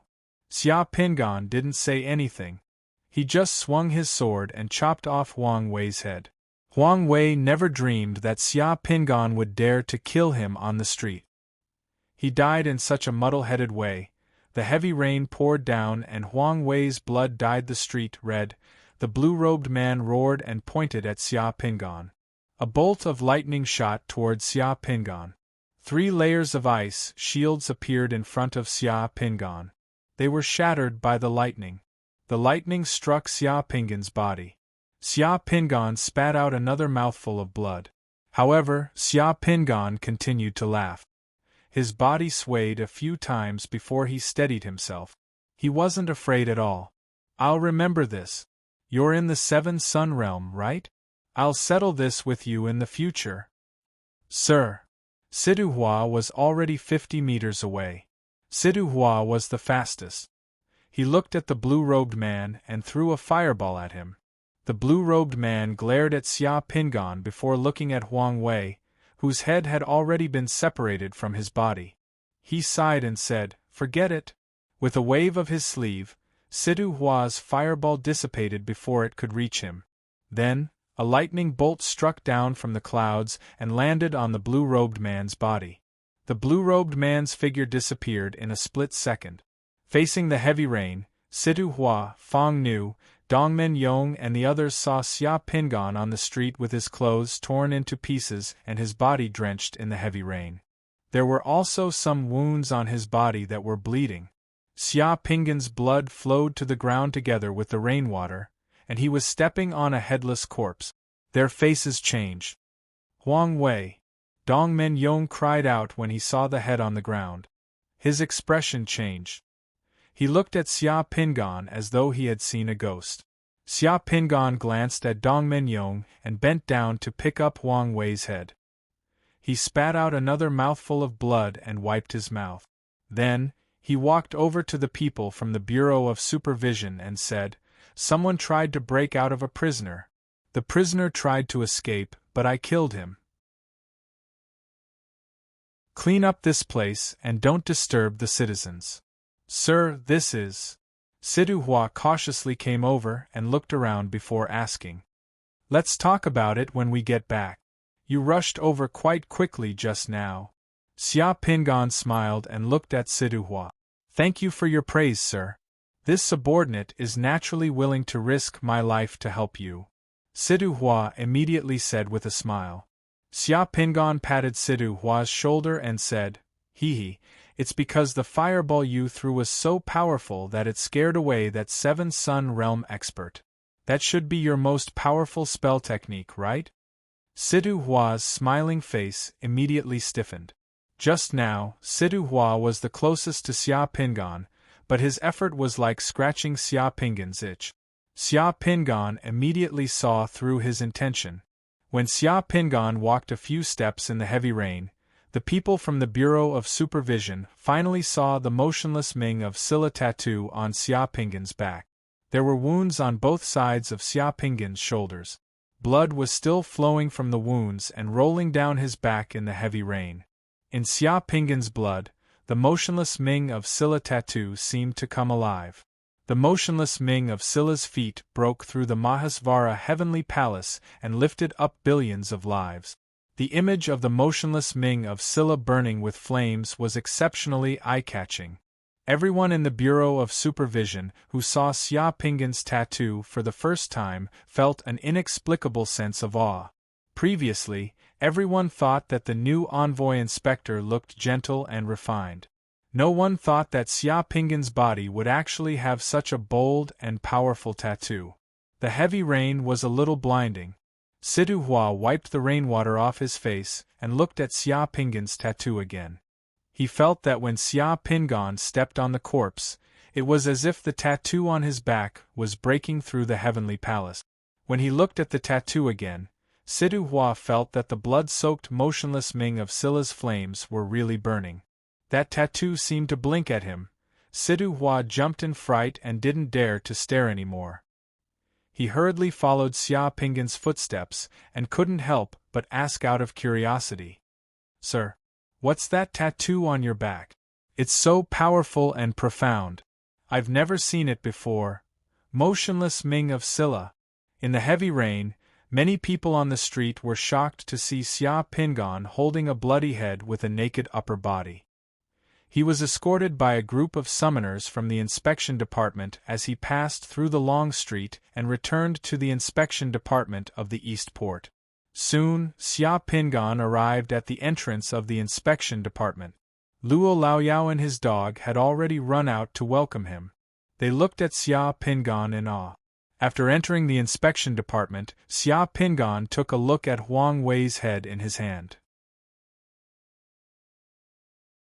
He let out a long sigh and said softly, I won, but I never said that I would bring you back alive. After saying this, Xia Pingan threw the head to Situhua, who was beside him. Situhua hurriedly caught the head with a bitter face. More than a month ago, all the murderers of the QJ case that harmed women in Donggang district have been executed. The case can be closed. After saying this, Xia Pingan walked towards the building of the inspection department. 20 minutes later, Long Chao and the others also returned. After listening to Long Chao and the others talk about how Xia Pingan broke into the Huang mansion and arrested Huang Wei, the entire inspection department was in an uproar. Have you heard? The inspector did something earth-shattering this morning. The whole of Shangjing is in an uproar. In order to track down the accomplice of the QJ criminal, the inspector directly broke into the mansion of Jinyang District and Anxi Province's governor, Huang Zheng. He killed the butler of the Huang mansion and directly captured the young master of the Huang family. That's awesome. In the duty room outside the inspection department's dungeon, Qi Dafeng, who had heard the news, and several internal guards of the inspection department were talking about what Xia Pingan had just done. Qi Dafeng had also just heard the story from the other people in the inspection department. He was very excited and told the story with great enthusiasm. The internal guards were shocked. The internal guards listened to Qi Dafeng's story and did not dare to breathe loudly. Is that true? Of course it's true. An old lady from the governor's mansion even took out a dragon-head walking stick bestowed by the emperor to stop Your Excellency. However, Your Excellency still managed to capture young Master Huang. You even broke through numerous obstacles and brought him back. Wow, sir is too awesome. The thunder outside was so loud and earth-shattering. What happened? I heard that a seven-sun realm expert intercepted Sir on the street outside the inspection department and fought with Sir. Sir directly chopped off young Master Huang's head on the street outside. The governor's son was beheaded by Sir on the street? How could it be fake? That head is currently soaking in medicinal water in a bottle. I saw it with my own eyes. Sir has already ordered the QJ case to be closed. Sir killed the governor's son. How could the governor's mansion let the matter rest? I'm also worried. I don't know what Sir is thinking. How many people intercepted Sir today, not counting that seven-sun realm expert? I heard that there was also the Jinyang Inspection Department, the Jinyang Police Station, the Garrison Legion, and the Fire Dragon Gang. The internal guards of the inspection department were talking about Xia Pingan's deeds. In the last cell of the dungeon, the ears of the disfigured prisoner sitting in the corner trembled slightly. He suddenly opened his eyes, and a look of shock flashed across his eyes. Xia Pingan brought Huang Wei's corpse back to the inspection department. However, the commotion he caused had only just begun. Everything was still brewing. In the afternoon, when the rain stopped, 2 black carriages drove directly into the Eastport Supervision Office. Luolao wanted to stop them, but the person on the carriage only flashed a token. Luolao didn't dare to make a sound. A group of black-clothed men wearing black gloves got off the carriage. Their faces were cold as they charged into the inspection department.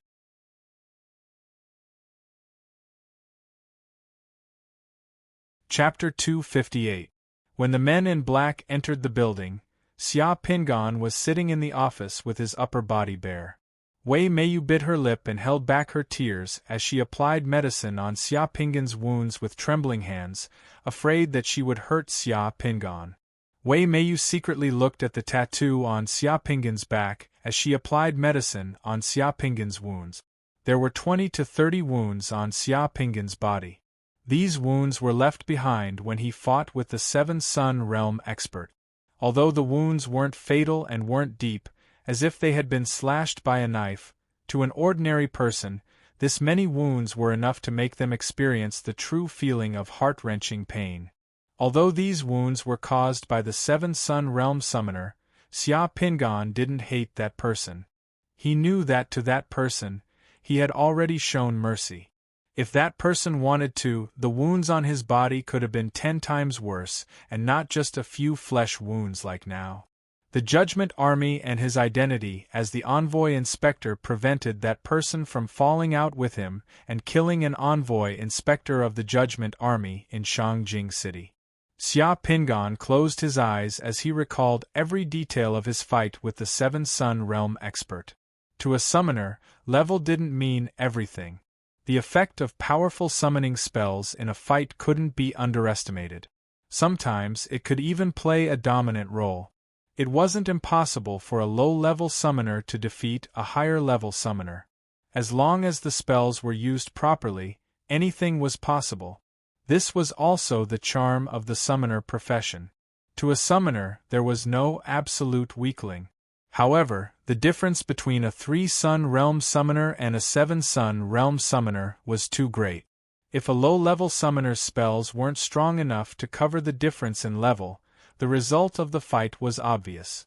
Xia Pingan replayed the situation in his mind many times. He realized that it would not be difficult for that 7-Sun Realm summoner to kill him today. If that person wanted to kill him today, the possibility of him escaping was close to zero. This result made Xia Pingan truly calm down. He saw the difference between himself and those summoners above the 6-Sun Realm. There were many crouching tigers and hidden dragons in Shangjing City. He still had to work hard. That person's lightning summoning spell was very strange. He didn't know what kind of realm pearl could summon lightning summoning. As Xia Pingan was thinking, his ears twitched. He heard the sound of chaotic footsteps coming from the corridor outside. He looked outside the office and saw a group of people aggressively walking towards his office. The tokens that those people showed made Long Chao, Hua Ziqin, and the others stand in the corridor and at the doors of the various groups' offices. They didn't dare to move and could only silently watch those people walk towards their offices. Okay, it's almost done, Xia Pingan said to Wei Meiyu. Wei Meiyu nodded and put away the medicine bottle. Bang! The door to Xia Pingan's office was violently pushed open from the outside. A few people in black with cold expressions barged in. The leader of the group was in his 30s. He had a square face, squinted eyes, and thin lips. He had a cold expression and an overbearing aura. Who are you people? Wei Meiyu asked somewhat angrily. The square-faced man glanced at Wei Meiyu's face and the medicine bottle in her hand. He then sized up the wounds on Xia Pingan's body. He took out a token and said coldly, Sir Xia really knows how to enjoy life. We are from the disciplinary division. Please come with us, Sir Xia. Okay, wait for me to put on my clothes, then I'll go with you. Xia Pingan stood up unhurriedly, picked up his shirt, and prepared to put on his clothes. The square-faced man squinted his eyes and said unyieldingly, Don't delay, let's go now. As he spoke, the square-faced man gave a look to the people on his left and right. 2 people in black took out shackles and walked towards Xia Pingan. They wanted to shackle Xia Pingan with shackles. If you take one more step forward, believe it or not, I'll make sure that none of you can walk out of this office today. Xia Pingan glanced at the square-faced man and said coldly. His hands were unhurriedly putting on his clothes. The 2 men in black holding the shackles suddenly stopped. What did you just say? Are you threatening me? The square-faced man stared at Xia Pingan with cold eyes. He took a step forward and scolded, How dare you threaten the people of the disciplinary division? Xia Pingan calmly buttoned his shirt with a smile on his face. However, his tone was extremely cold. I'm a member of the disciplinary division. Of course, I'll cooperate with the disciplinary division. However, you're so anxious to stand up for someone. Are you sure that I'll be unlucky this time? Why do you have to make trouble for me? You don't even let me put on my clothes and want to take me away? You said that I'm threatening you, and I'm really threatening you. If I'm not unlucky this time, then you'll be the next unlucky one. I'll play with you slowly in the future. You and your subordinates had better pray that nothing will happen to you in my hands. You'd better not have any business in the Donggang district. Also, pray that I'll always be an inspector in the disciplinary division and never be promoted." The square-faced man's face slightly changed. The two men in black holding the shackles also looked at each other and hesitated for a moment. The square-faced man looked at Xia Pingan with some surprise. After thinking about it, he finally waved his hand and let the two men in black holding the shackles retreat. They didn't dare to do it again. Xia Pingan put on his shirt. Wei Meiyu brought over a vest and a coat. Xia Pingan put them all on and tidied up his appearance. Then, he said to the people standing in the office, "Okay, let's go." Several people from the Legal Supervision Department sandwiched Xia Pingan in the middle and walked out of Xia Pingan's office. Both sides of the corridor outside were full of people. Long Chao, Sidu Hua and the others were all looking at Xia Pingan with complex look. Nobody could have imagined that Xia Pingan would cause such a big trouble and be taken away by the Legal Supervision Department after coming to the Supervision Department of Donggang District for only 2 days. Long Chao, Hua Ziqin, the two of you investigate the details of those people who intercepted me today. When I come back, I'll deal with them one by one and teach them a lesson. The rest of you, find out everything about the Huang family and the businesses related to the Huang family in the Donggang district. When I come back, I'll play with them.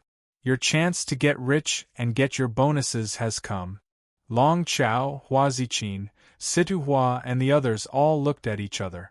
Did this guy think that the Legal Supervision Department was inviting him to have a heart-to-heart talk? When the people from the Legal Supervision Department who were escorting Xia Pingan heard this, their eyelids twitched wildly. That square-faced man's face was so gloomy that water could drip out. Damn it, he had worked in the Legal Supervision Department for so many years. It was also his first time seeing someone so arrogant when the Legal Supervision Department came knocking on his door.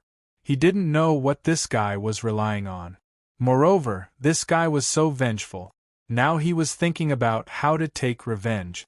If they really became enemies, then it would be really troublesome. Just like this, Xia Pingan left the Supervision Department with the people from the Legal Supervision Department under the watchful eyes of the people from the Supervision Department. Although Xia Pingan had left, there was a strange silence in the Inspection Department. Cough cough. I say, does Lord Inspector have some misunderstanding about the Legal Supervision Department? Situ Hua coughed lightly and looked around at the people around him. He was the first to break the silence. I've never seen anyone who was taken away by the Legal Supervision Department come back in one piece. Perhaps Lord Inspector can create a miracle. Fan Gang, who was wearing a black robe, said softly. Lord Inspector didn't seem to have said that he had some backing. An inspector who dared to barge into the governor's mansion 2 days after taking office and chopped off the governor's son's head on the street has not appeared in Shangjing for many years. Lord Inspector has created 2 records. Dong Menyong touched his tortoiseshell glasses and said like an old man. Long Chao was silent. His lips were tightly pursed and he turned to leave. Long Chao, what are you going to do? Sidu Hua asked. I'm going to investigate the background of those people who intercepted us and the Lord Inspector today. We'll wait for the Lord to come back and deal with them. Long Chao didn't turn around. He only replied coldly, Our Donggang Supervision Department is not to be trifled with. I'm going too. Hua Ziqin followed Long Chao's footstep. Those trash should have been dealt with long ago. Fong Nu, who had been silent, also opened his mouth. I'll take some people to the dock area and ask for some information. Fong Nu also started to move. Sidu Hua stroked his chin and suddenly smiled. Perhaps this Lord Inspector can really lead everyone to make a fortune and let everyone get a little more bonus. For the sake of the gold coins, forget it, I'll also find some informants. After a short while, all the people in the supervision department started to move. Their efficiency was unprecedentedly high. Xia Pingan and the people from the Legal Supervision Department took a black carriage from the Donggang district all the way to the Ping Mountain barracks of the Judgment Army. This was the second time that Xia Pingan had entered the Ping Mountain barrack. His mood was a bit complicated. The first time he came here, he participated in the assessment to join the Judgment Army. He didn't expect that he would be caught here the second time. The black carriage of the Legal Supervision Department drove into the Ping Mountain barracks and finally came to a 5-story building at the foot of the barracks mountain. Its outer wall was made of gray-white granite. There was a sign hanging at the entrance of the building, Legal Supervision Department of the Judgment Army. These 5 words in the Judgment Army could make people feel intimidated and tremble from the bottom of their hearts. After getting off the carriage, Xia Pingan was directly taken to the cold iron prison of the Legal Supervision Department. After being locked up for a few hours, when it was almost dark, Xia Pingan was taken out of the prison cell and directly brought to an interrogation room. 2 people wearing black robes with gloomy faces sat in the interrogation room, looking at Xia Pingan, who was sitting on the interrogation chair. "Xia Pingan, do you know your crime?" The cold and oppressive voice echoed in the interrogation room. Xia Pingan smiled slightly. "If it's a crime to scrupulously abide by the duties of the Donggang inspector, disregarding personal honor and disgrace to protect the law of the Shang dynasty and the dignity of the Judgment Army, suppressing evil to protect the people, then I am indeed guilty. Moreover, my crime is extremely heinous. The entire Judgment Army is also guilty." The interrogator was suddenly stunned, not knowing what to say. After a few seconds of silence, one of the interrogators suddenly slammed the table. "You still dare to quibble?" "How am I quibbling?" "Then why did you trespass into the Huang mansion today, and even killed the steward of the Huang mansion?" "I chased the murderer into the Huang mansion. Is that trespassing? Apart from the Imperial City, I don't know any place in Shangjing City that the Judgment Army can't casually enter when investigating a case. I also don't know when the inspector of the Judgment Army can't even enter the governor's mansion to investigate a case and have to deal with the case according to the servants of the governor's mansion. If there's such a rule in the Judgment Army and the Shang dynasty, take it out and I'll plead guilty. As for killing the steward of the Huang mansion, I admit that I killed the steward of the Huang mansion. However, before I killed him, he attacked me first and used force to prevent me from entering the mansion to investigate, which has already threatened my life. I was just defending myself. On this point, many guards of the Huang family and the people of the Donggang inspector's office can testify. If the Legal Supervision Department thinks that the Judgment Army and the inspector's office should not fight back when they are obstructed or threatened when they go out to investigate a case, then I'm also guilty. You can punish me however you like."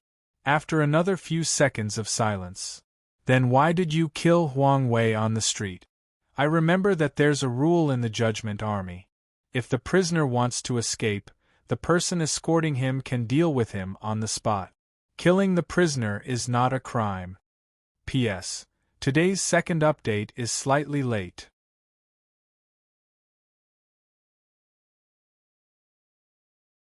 Chapter 259.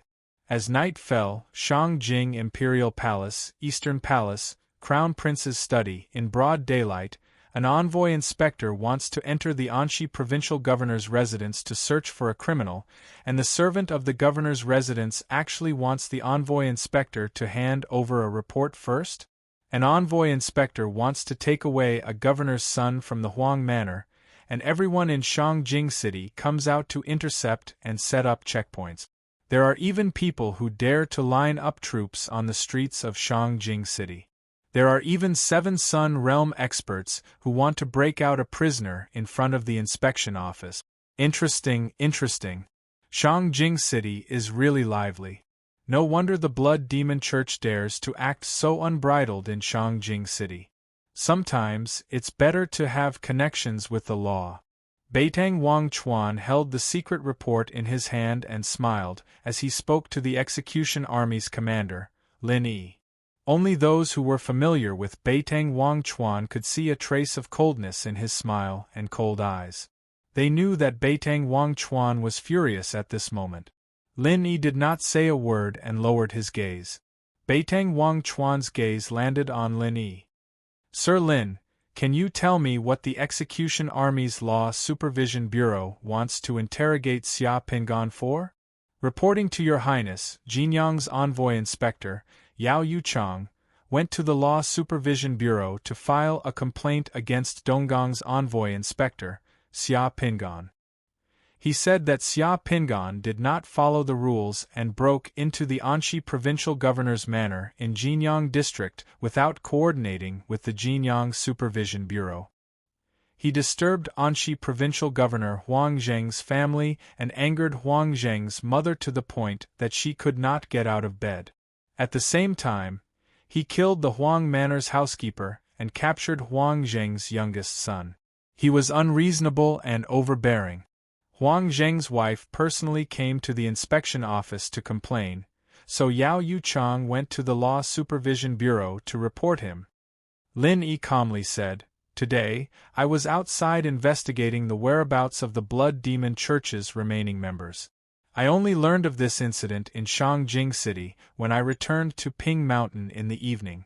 I have already asked the Law Supervision Bureau to stop the interrogation of Xia Pingan and temporarily imprison Xia Pingan. Everything will await Your Highness' decision." Lin Yi naturally knew that Xia Pingan was the Crown Prince's man. When he returned to Ping Mountain today, he was also shocked. He did not expect the Execution Army's Law Supervision Bureau to have already captured Xia Pingan. After understanding the situation, he felt that this matter was a bit tricky. Today's incident involved the Crown Prince, a governor, the Execution Army, the police, and the garrison. There were also some gangs and bounty hunters were all involved. It was not good for Lin Yi to act on his own, so he came to the palace to ask Beitang Wang Chuan for instructions. Who knew that Beitang Wang Chuan had already received a secret report regarding today's matter, and was currently in a rage. His Highness the Crown Prince was currently in charge of national affairs. Those people actually dared to be lawless in Shangjing City, and caused such a big commotion. Was this not embarrassing the Crown Prince? Beitang Wang Chuan put down the secret report in his hand. His eyes revealed a trace of treachery. He pondered for a moment and said, "Say, in the Execution Army, is there someone who suspects Xia Pingan's background and wants to use this incident to spy on him? Their target is me. It's possible to spy on him, but they definitely would not expect Your Highness to be behind Xia Pingan." Lin Yi calmly replied, "That Donggang inspector is a lucrative position in the Judgment Army, and many people are eyeing it. Previously, when I promoted Xia Pingan according to Your Highness's decree, I used the Dark Shadow Guard's line. Because of Xia Pingan's meritorious service, he was first promoted to a Black Bishop in the Dark Shadow Guard, and then transferred from the Dark Shadow Guard to the Donggang Inspector with the title of Black Bishop. There must be many people in the Judgment Army who are very interested in his background. This time, taking advantage of Jinyang Inspector Yao Yuchang's complaint, Xia Pingan was just brought here to knock some sense into him. But Your Highness, don't worry, other people in the Judgment Army don't know that Your Highness is Xia Pingan's background." Beitang Wang Chuan nodded slightly and said with some emotion, "I really underestimated Xia Pingan. Originally, I only wanted to see his ability. First, I wanted to use him to lure out the Blood Demon Church. Second, I wanted him to gather the spacewalkers for my use. I also did not expect him to cause such a big commotion in Shangjing City just 2 days after taking over the position of inspector. That Xia Pingan's ability is indeed unexpected. His courage is also boundless. He actually let a 7-Sun realm expert rescue Huang Wei on the street. After I heard about it, I also felt that I had underestimated him. In your opinion, how should this matter be handled now? Seeing that Beitang Wangchuan kicked the ball back to him, Lin Yi had to carefully consider for a moment before slowly opening his mouth. In the end, this matter depends on whether Xia Pingan was justified in going to the Huang Manor to arrest people. If he was justified in going to the Huang Manor to arrest people, then what he did today was not only not wrong, but also meritorious service. The execution army should reward him.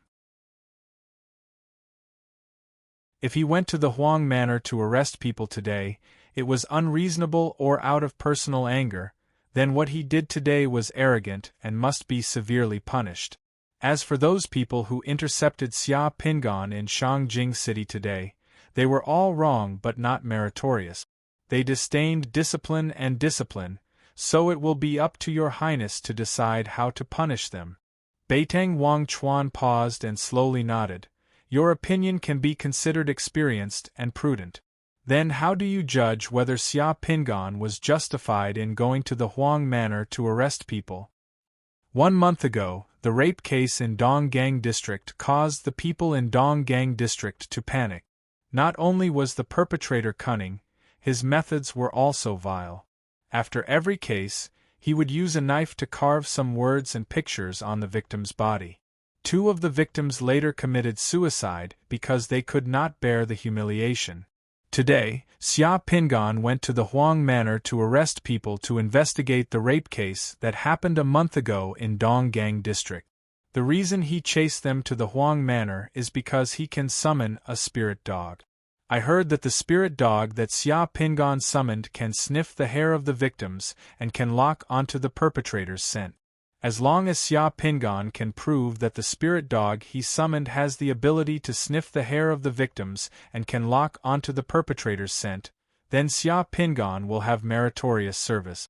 Today, he is enforcing the law impartially and is a role model for the execution army. Otherwise, he is guilty of abusing his power and must be severely punished. No one will object to such a punishment. Even if Huang Jing knows about it, he will not be able to find any fault. Lin Yi was worthy of being the commander of the execution army. With just a few words, he was able to find the core of the problem. Beitang Wangchuan heard this and could not help but nod. That's right, let's do it this way. Beitang Wangchuan's eyes flashed. If Xia Pingan has meritorious service, then those people who intercepted him in Shangjing City today will be handed over to him to investigate and punish. If he has done wrong, then remove his position as the envoy inspector and lock him up for a few days. Those people who caused trouble in Shangjing City today, you will be personally responsible for handling them together with the Blood Demon Church. This time, His Highness the Crown Prince wanted to use Xia Pingan's matter to fiercely beat those influential people and forces in Shangjing City? Lin Yi's heart trembled, and he lowered his head. Yes. Oh right, you just said that you were investigating the Blood Demon Church outside. How is the investigation of the Blood Demon Church going? There are already some clues. This time, the Blood Demon Church sent to Shangjing City may be the 5 demons. Their goal is not small. The ones who poison the garrison should be Shurimo or Shurmo's subordinates. 5 demons? Beitang Wangchuan took a deep breath, and his expression became serious. Do not relax on this matter. From now on, anyone in the execution army who kills anyone from the Blood Demon Church and finds clues about the Blood Demon Church will be heavily rewarded. There is no need to be stingy with this little bit of money. Yes. Lin Yi quickly left the East Palace. Beitang Wangchuan walked out of the study and came to the garden outside. He raised his head and looked at the gloomy sky. He squinted his eyes and whispered to himself, I hope you don't disappoint me. It was unknown who he said this to. Lin Yi walked out of the Imperial Palace and saw his carriage waiting outside the Imperial Palace. He then turned back to look at the Imperial Palace, which was brightly lit in the dark like a heavenly palace. A few thoughts flashed through his mind. It was reasonable for Beitang Wangchuan to be furious about what happened in Shangjing City today. It was also reasonable for Beitang Wangchuan to take the opportunity to knock down some of the influential forces in Shangjing City. However, Lin Yi could not see through Xia Pingan. Previously, Xia Pingan had always been cautious in his work in the Shadow Squad. Today, he was so bold and decisive, not afraid of offending the influential forces in Shangjing City. In addition to enforcing the law impartially, was Xia Pingan also taking the opportunity to express his thoughts and stand to His Highness the Crown Prince? An envoy inspector who was capable, courageous, and loyal to His Highness the Crown Prince. He protected the authority and dignity of the imperial power and law of the Shang dynasty everywhere. He was disdainful of the influential forces in Shangjing City and did not hesitate to make enemies with them. He was the most promising person to become His Highness's sharpest sword and right-hand man. If Xia Pingan really thought this way, then that young man was truly too fearsome.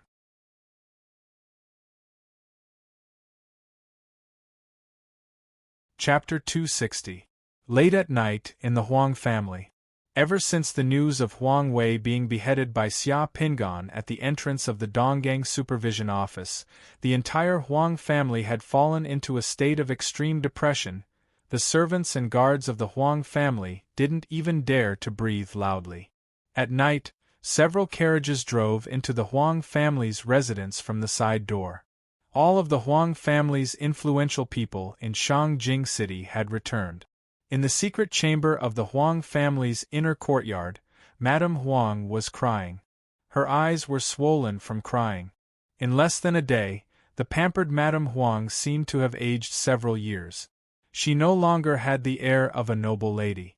Instead, she looked like a common woman. Her hair was slightly messy, and she was panic-stricken and helpless. Wei Er's father isn't in Shangjing City, which allowed that person to bully our Huang family. Now that something has happened to Wei Er, I can only ask the two uncles to help us. In the secret chamber, other than Madame Huang, Huang Wei's elder brother, Huang Zhen, and his second and third uncles were also present. Huang Zhen was more than 30 years old. His face was 60 to 70% similar to Huang Wei's, but his temperament was more stable and experienced. At this moment, Huang Zhen's face was as gloomy as iron. He tightly pursed his lips and clenched his fists under the table. Huang Wei's second uncle was called Huang Chang, and his third uncle was called Huang Feng. These two were the brothers of Huang Wei's father, the governor of Anxi Province, Huang Jing. They were responsible for taking care of the Huang family's businesses in Shangjing City. Huang Chang seemed to be more than 60 years old. He wore a black robe and had a thin face. There were a few strands of white beard on his chin. A pair of triangular eyes flashed. His wrinkled face was filled with killing intent. Every wrinkle on his face was like a chain or a poisonous snake hidden in the shadows. At a glance, one could tell that he was a scheming and ruthless person. Huang Feng was more than 50 years old. He was slightly plump, and his triangular eyes were the same as Huang Chang's. His face was filled with anger and he was panting heavily. His eyes were red as he paced back and forth in the room. On Huang Feng's head, Child of Fortune was sitting cross-legged. He pulled Huang Feng's ear and climbed onto his hair. Then, he jumped onto Huang Feng's shoulder. In the next second, he jumped in front of Madame Huang and imitated Madame Huang's crying appearance. He was making funny faces. The Huang family didn't notice. Madame loves Wei the most. Madame. How is she now? Huang Chang asked in a low voice. Huang Zhen answered. And, Father. Huang Feng fiercely clapped his hands and said hatefully, I was too careless. I didn't expect that Xia Pingan to be so difficult to deal with. I arranged so many people, but they didn't stop him on the way and even let him kill Wei. He must pay the blood debt he owes our Huang family. A life for a life, I will never let him go. The key now is the Judgment Army, Huang Chang said coldly. I've asked my friends to find out more about Xia Pingan. We don't know who his backer is. According to the news from the Judgment Army, Xia Pingan came to Shangjing not long ago. He joined the Judgment Army and was selected to join the Shadow Squad. Later, he made some contributions in the Shadow Squad and was promoted to the Black Bishop. Then, he took over the position of the Eastport Inspector. Lin Yi is in charge of the Shadow Squad, so others don't know who he is. Is Xia Pingan's backer Lin Yi? Huang Zhen asked. I don't know. Maybe not. According to the people in the Judgment Army, Lin Yi has never been in public contact with Xia Pingan.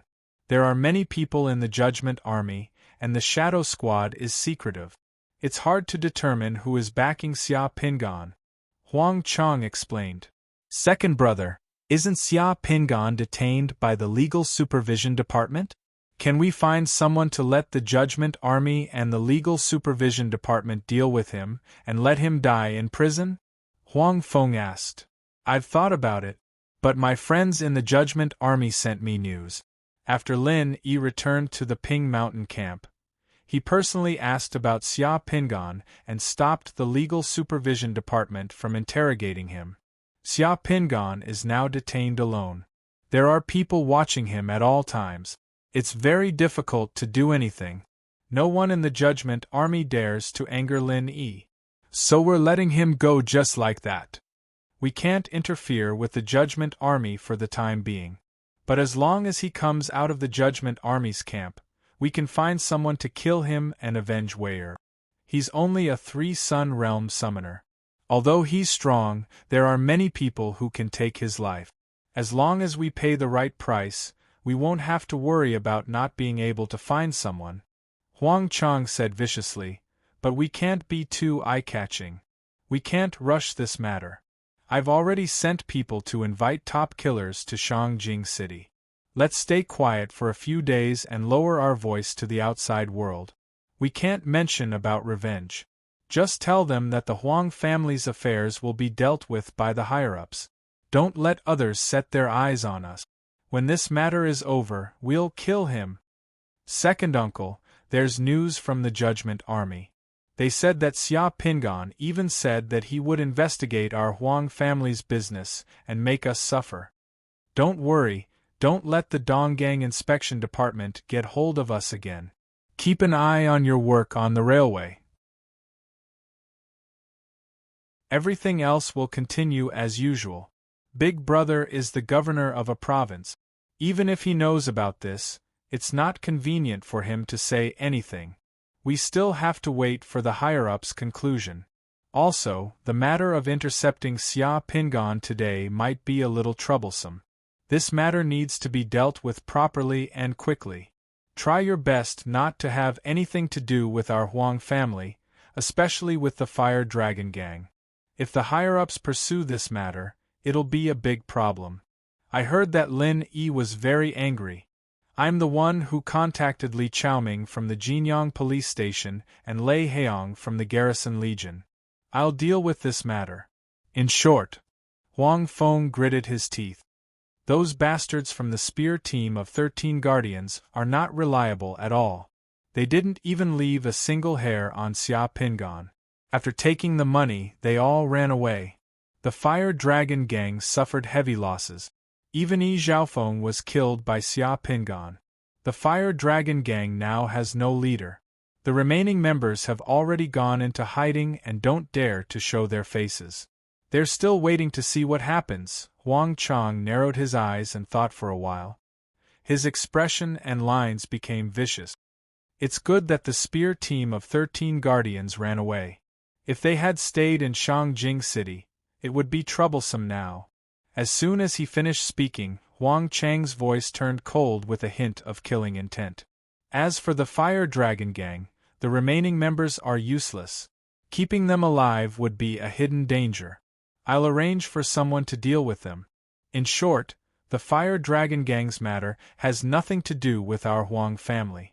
They intercepted Xia Pingan probably because they have some personal grudges with Xia Pingan. Huang Zhen was slightly shocked. Our Huang family has been running the Fire Dragon Gang for so many years and spent so much money. Second uncle, you're thinking of, Zhen. If you want to achieve great things, you have to give up some things and some people. You have to be decisive. Previously, the Fire Dragon Gang was still useful to our Huang family. But now they didn't stop Xia Pingan or save Wei. Yi Zhaofeng is also dead. The Fire Dragon Gang is a bunch of trash. If the few people who intercepted Xia Pingan today are still alive and captured, they might be implicated by someone with ulterior motives. Big Brother is the governor of a province, but he raised soldiers in Shangjing City and violated the prohibition to kill the envoy inspector. Do you know what the consequences will be? Hearing that, Huang Zhen was covered in cold sweat as he hurriedly lowered his head. Second uncle is so considerate. I'll follow second uncle's arrangement. As long as Big Brother could maintain his position as the governor, our Huang family's foundation and influence would remain. The most important thing for our Huang family is to not let anyone influence or threaten Big Brother's position. We could have as many forces as the Fire Dragon Gang in Jianghu as we want. It's just a small problem that could be solved by the death of some outsiders and small figures. Do you understand? As Huang Chang spoke, he didn't notice that the boy of fortune had already jumped onto his head and was glaring at him with resentful eyes. Closely after that, he peed on Huang Chang's head. At the same time, Huang Chang's head started to emit dark green light.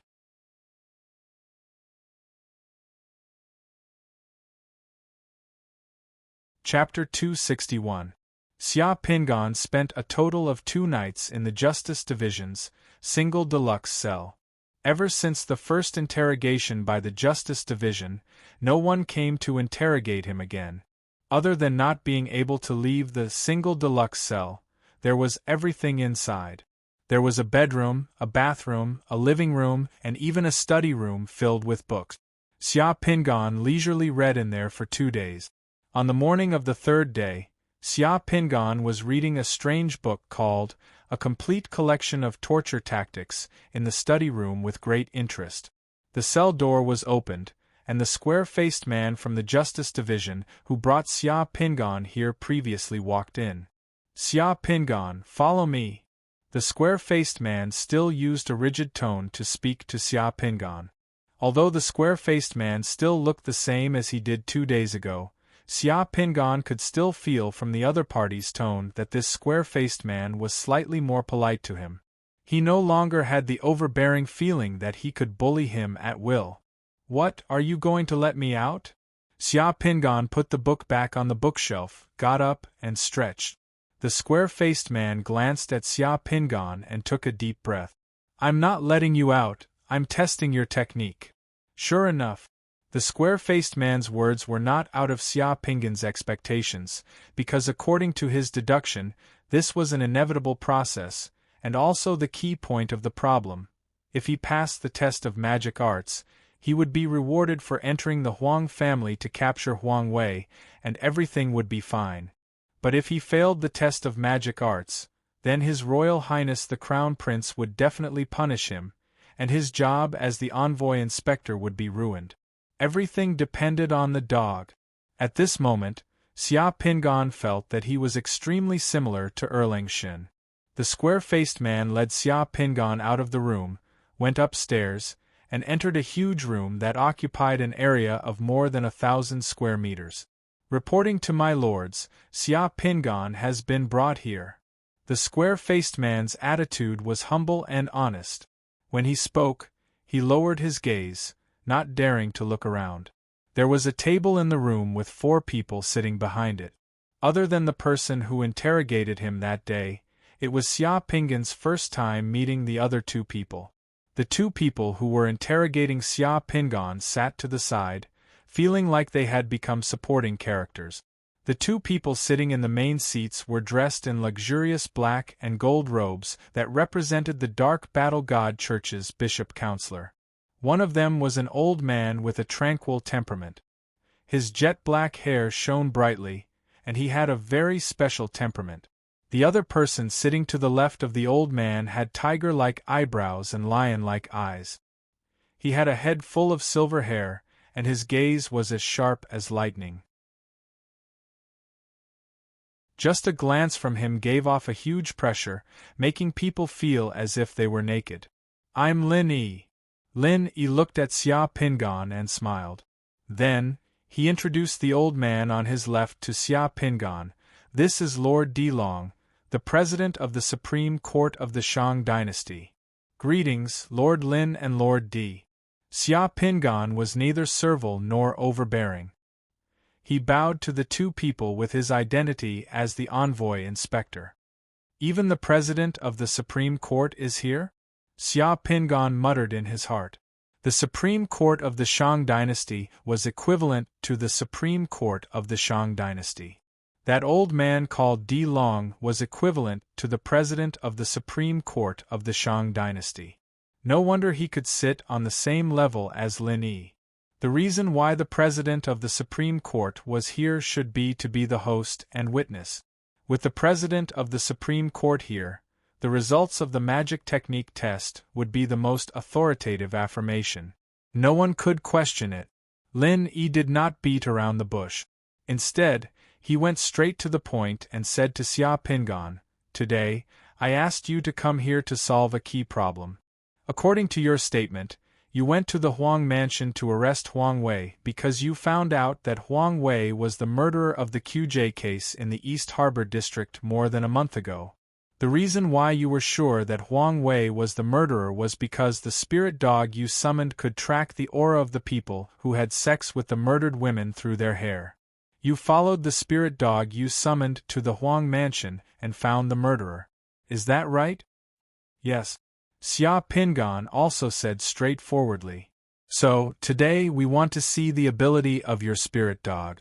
Let's do a magic technique test. If your spirit dog really has the ability you said, you went to the Huang mansion to arrest Huang Wei. You are carrying out your official duties and enforcing the law impartially. If your spirit dog doesn't have the ability you said, you are abusing your power and committing murder. Do you know what the consequences are?" "I know. I'm willing to take the test," Xia Pingan said without changing his expression. "Lord Di, you see." Lin Yi smiled and looked at Di Long beside him. "Let's start," Di Long said. After that, he waved his hand and 5 sachets of red, orange, yellow, green and purple appeared on the table. Then, he nodded to Lin Yi. Lin Yi did not say anything and just nodded. An official of the Legal Supervision Department who interrogated Xia Pingan that day clapped his hand. The door of the room opened. Then, a total of 50 men wearing red balaclavas and various costumes, whose faces could not be seen clearly, were brought in by the officials of the Legal Supervision Department. They stood in a row in the room. Those men's red balaclavas were numbered from 1 to 50. The official of the Legal Supervision Department took the red sachets on the table and took out a strand of hair from the middle. He said to Xia Pingan, "The husband of the woman with this strand of hair is among those people. Let your spirit dog find that man." Xia Pingan did not say anything. He just took the strand of hair and waved his hand to summon the black dragon. As soon as the black dragon was summoned, everyone in the room looked at the black dragon, revealing an attentive expression. The appearance of the black dragon was actually not much different from the spirit dog that most people could summon. At least, it did not show the uniqueness of having 3 heads and 6 arms. But just because its appearance was not special, it did not mean that its ability was not special. The mysteries and changes of the summoning technique that a summoner obtained from the Realm Pearl may be different from thousands of people. It was difficult for outsiders to know all of them. Xia Pingan touched the black dragon's head and let the black dragon sniff the strand of hair. He pointed to those people. The black dragon wagged its tail and ran over. It quickly turned in front of those people and ran past them. Then, the black dragon stopped in front of the man wearing the number 17 balaclavas. It called out and ran back. Number 17. Xia Pingan said to Lin E and D Long. Lin E and D Long exchanged glances with each other before nodding. The people in the room were taken away. The next wave, 50 men wearing orange balaclavas came in. The official of the Legal Supervision Department took out a strand of hair from the orange sachet and let the black dragon identify the woman's husband. The black dragon quickly locked on. Number 31. The third wave was yellow sachets. 50 people wearing yellow balaclavas with numbers on their heads came in. The black dragon sniffed the hair in the sachet and quickly circled around those people. Woof, woof, woof, and barked in front of different people.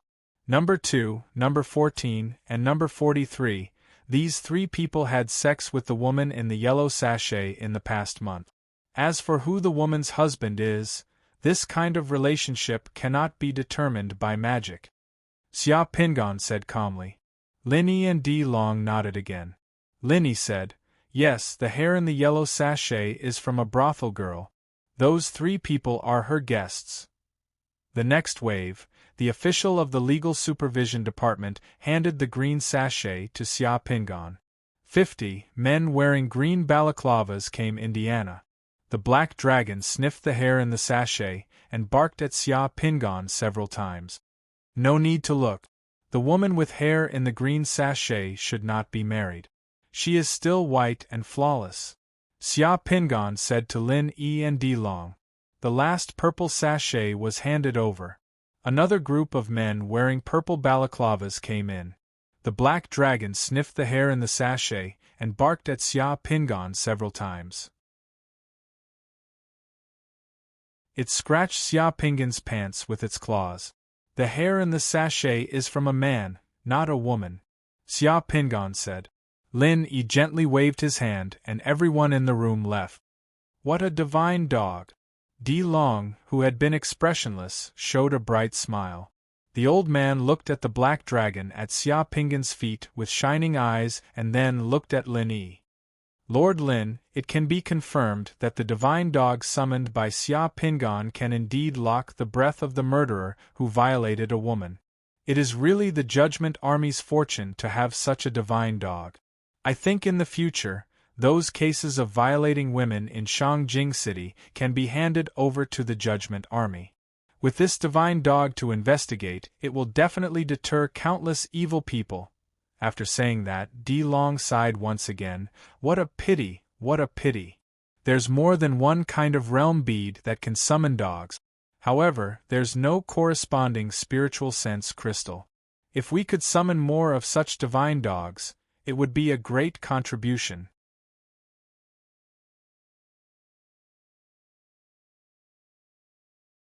Chapter 262. The square-faced man smiled and warmly and thoughtfully sent Xia Pingan out of the gate of the ruling army's Ping Mountain camp.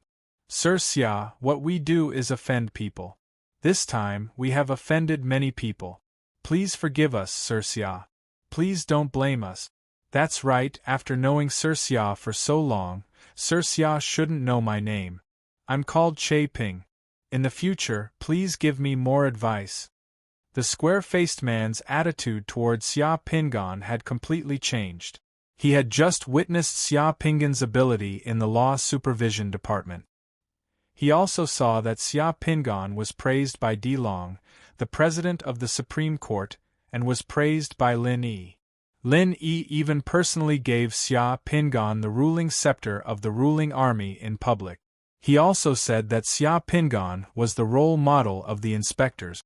How could the square-faced man not see that it was only a matter of time before a person like Xia Pingan would have a meteoric rise in Shangjing City and the ruling army? Not to mention anything else, Xia Pingan could make a name for himself in Shangjing City just by relying on the divine dog he summoned. What's more, Xia Pingan had shown his face in front of the ruling army's commander and the president of the Supreme Court today. His future was limitless. The ruling scepter of the ruling army was a unique honorary reward of the ruling army. This ruling scepter was the most important tool of the summoners. It was generally only given to those summoners who had made great contributions to the ruling army and had outstanding performance. Although the ruling scepter could not give the summoner greater authority, in the history of the ruling army, those summoners who had obtained the ruling scepter, except for those who had sacrificed themselves halfway, had all become important figures in the ruling army or the Shang dynasty. When Lin Yi gave the ruling scepter to Xia Pingan just now, the director of the Law Supervision Department was so envious that his eyes turned red. The director of the Law Supervision Department did not have this thing. If it were not for the difference in status between them, the director would not have lowered his face to send Xia Pingan away. Now it was the director of the Law Supervision Department who sent Xia Pingan out of the ruling army's camp. Ha ha ha, Master Che is too polite. Please tell the officers of the Law Supervision Department that the Law Supervision Department was impartial this time. It's not a personal grudge with me. I'm not so stingy and won't blame you. If Master Che has time in the future, you can come to our Donggang Supervision Department to drink tea and give us some advice so that we won't make mistakes. Xia Pingan also smiled and said goodbye to Che Ping. Definitely, definitely. Che Ping also heaved a sigh of relief in his heart. It was best not to offend a person like Xia Pingan. Master Che, please stay, I'll call a carriage. Take care, Master Xia. The two people said goodbye to each other at the gate of the ruling army's camp. Those who didn't know would think that they were old friends. After saying goodbye to Che Ping, Xia Pingan looked up at the sky. After several days of continuous rain, Shangjing City seemed to be sunny today. It should be a good day. Seeing 4 black rental carriages parked not far away, Xia Pingan walked towards them. However, before he walked over, the 4 rental carriages all ran towards Xia Pingan when they saw him coming out. Xia Pingan looked at the emblems on the 4 carriages. Good heavens, the carriages of the 4 major companies in the Donggang district are all here. The 4 carriages rushed in front of Xia Pingan. The drivers of the carriages nimbly jumped off the carriages and respectfully opened the doors for Xia Pingan. Master Xia, take my carriage. Where are you going? I'll send you. Baifu Carriage Company is at your service, Master Xia. What are you doing? I came here first. A fat driver became angry. What do you mean you came here first? We, Bowning Carriage Company, have been waiting here for 3 days. We're the first ones to come here. In order to let Xia Pingan get on their carriages, the coachmen even glared at each other and started to quarrel with each other. Xia Pingan smiled. What's the matter? Why are you here? As soon as Xia Pingan opened his mouth, the 4 coachmen immediately shut their mouths and stopped arguing. Master Xia, all the people in the Donggang district know that Master Xia broke into the governor's mansion and caught the criminal for the sake of the woman who was bullied in the Donggang district. You even executed the criminal on the street. Master Xia offended a lot of people when he sought justice for the commoners in the Donggang district. Therefore, he was framed by some villains and was arrested by the Judgment Army for interrogation. Since Master Xia was arrested, our manager had arranged a carriage to wait for Master Xia here. He said that our carriage would wait for Master Xia here as long as Master Xia didn't come out. If not, we would wait for 1 year. The driver of Bowning Carriage Company hurriedly explained to Xia Pingan as he watched Xia Pingan with a respectful look. Right, our manager also said so. Our manager said that it's the blessing of commoners and carriage companies in the Donggang district for an inspector like Master Xia to come to our Donggang district. Our manager also arranged a carriage for us to wait for Master Xia here. The other 2 drivers also said the same thing. Anyway, the moment the 4 major carriage companies in the Donggang district knew that Xia Pingan had been arrested, they had arranged people to wait for him here. This was what it meant to be a righteous dog butcher. Xia Pingan sighed inwardly. After that, he told the drivers with a smile, I'm not arrested for interrogation. I'm here to cooperate with you to clarify what happened. Master Lin Yi and the Legal Supervision Department have already cleared my name and rewarded me. It's all right now. Yes, yes, yes. How could Master Xia be arrested for interrogation? It's my fault.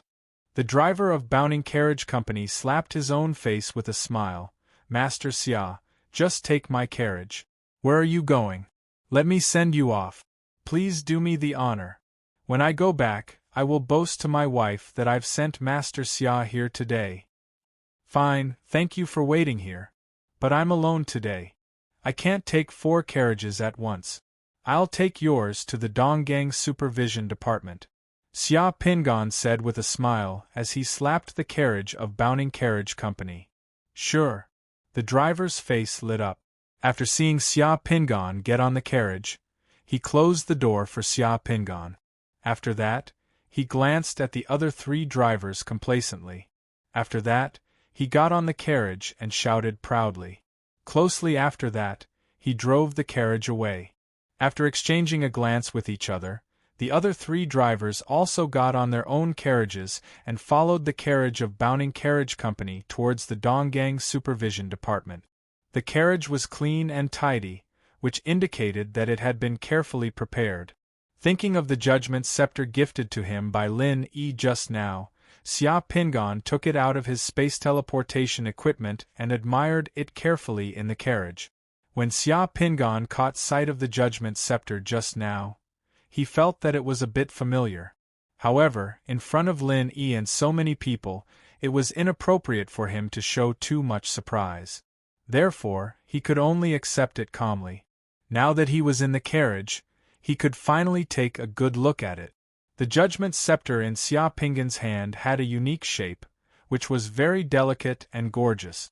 Different from common scepters, the head of this judgment scepter was in the shape of a golden halberd. The halberd was less than 20 centimeters in length and 4 centimeters in width. The halberd's handle was over 80 centimeters in length and 2 centimeters in width. It was cast in the pattern of a rhombus, which was inlaid with rubies. At the end of the handle, there was a spherical uppercut, on which a silver spiritual snake was coiled. The head of the scepter looked like it was made of gold, but it was not gold. Instead, it was a strange material that Xia Pingan did not recognize. The black halberd's handle looked like it was made of iron but not iron, wood but not wood. It was cast together with the golden halberd's head, and the pattern was very complicated. At first glance, this scepter looked like a short halberd, but in fact it was indeed a scepter, and a summoner's scepter magic weapon. Xia Pingan's eyes swept over the judgment scepter inch by inch, and the doubts in his heart grew. After carefully looking at the scepter, Xia Pingan finally understood why this scepter looked so familiar. It was because this judgment scepter was too similar to the bronze halberd's scepter with a beaded handle that was kept in the Jianzhou Museum in Xia Pingan's memory, which was known as the treasure of Jianzhou Museum. The general shape and beaded pattern of the two were almost exactly the same. There were not many complete scepter relics unearthed in Huaxia. The bronze halberd's scepter with a beaded handle in the Jianzhou Museum and the golden scepter in the Sanqing Mound were the epitome of Huaxia's ancient civilization, which meant that the earliest civilization to use scepters was still Huaxia. This scepter was a magic weapon, and it was a heavy weapon among magic weapons. This judgment scepter could store 6,800 points of summoning spells, and it could also be used as a melee weapon. If the halberd's head was used as a weapon, it could activate the 3 spells of Break, Crush, and Dissipate with divine power. The storage capacity of 6,800 points of summoning spells was equivalent to summoning more than 600 elite slave soldiers to form a formation, or more than 10 sky-burning vermilion birds, which was scary enough. Although Xia Pingan had never experienced what it was like when his secret mandala was filled to the brim with divine power and spells and could not hold any more summons, he knew how awesome it was for a summoner to carry a scepter that could store 6,800 points of divine power and spells. For a summoner, it was equivalent to carrying an arsenal at all times, and could turn the tables in a critical moment. This was another magic weapon that appeared in front of Xia Pingan. Why would a Huaxia relic become a magic weapon in this world? Xia Pingan couldn't understand. Perhaps only the blacksmiths who made magic weapons would know. However, this judgment scepter in his hand was really cool. It could be used as a melee weapon, and it could also be used to cast spells. It was indeed a good item. And in the Judgment Army, this scepter also had a meaning of yellow mandarin jacket. He had stayed in the Justice Department for 2 days, brought back this judgment scepter, and got to know 2 big shots in Shangjing. It seemed that he had profited. To become a blacksmith, he needed to fuse with the Treasure Realm Pearl. He had never seen what the Treasure Realm Pearl looked like. Perhaps he should find the Treasure Realm's master and fuse with it to see why blacksmiths could make magic weapons that were so similar to Huaxia's relics. Xia Pingan had this thought in his mind as he played with the scepter in his hand. Unknowingly, the carriage that pulled him had already entered the East Harbor district. Unknowingly, the number of carriages following behind Xia Pingan also increased. From the initial 3 carriages, there were now more and more. The majestic fleet of carriages drove through the bustling streets of the East Harbor district, attracting the attention of countless people. P.S. Today's second chapter will be slightly later. You're tuning in to the Phoenix Knights YouTube channel. Don't forget to subscribe and join us on this journey to catch the most captivating stories.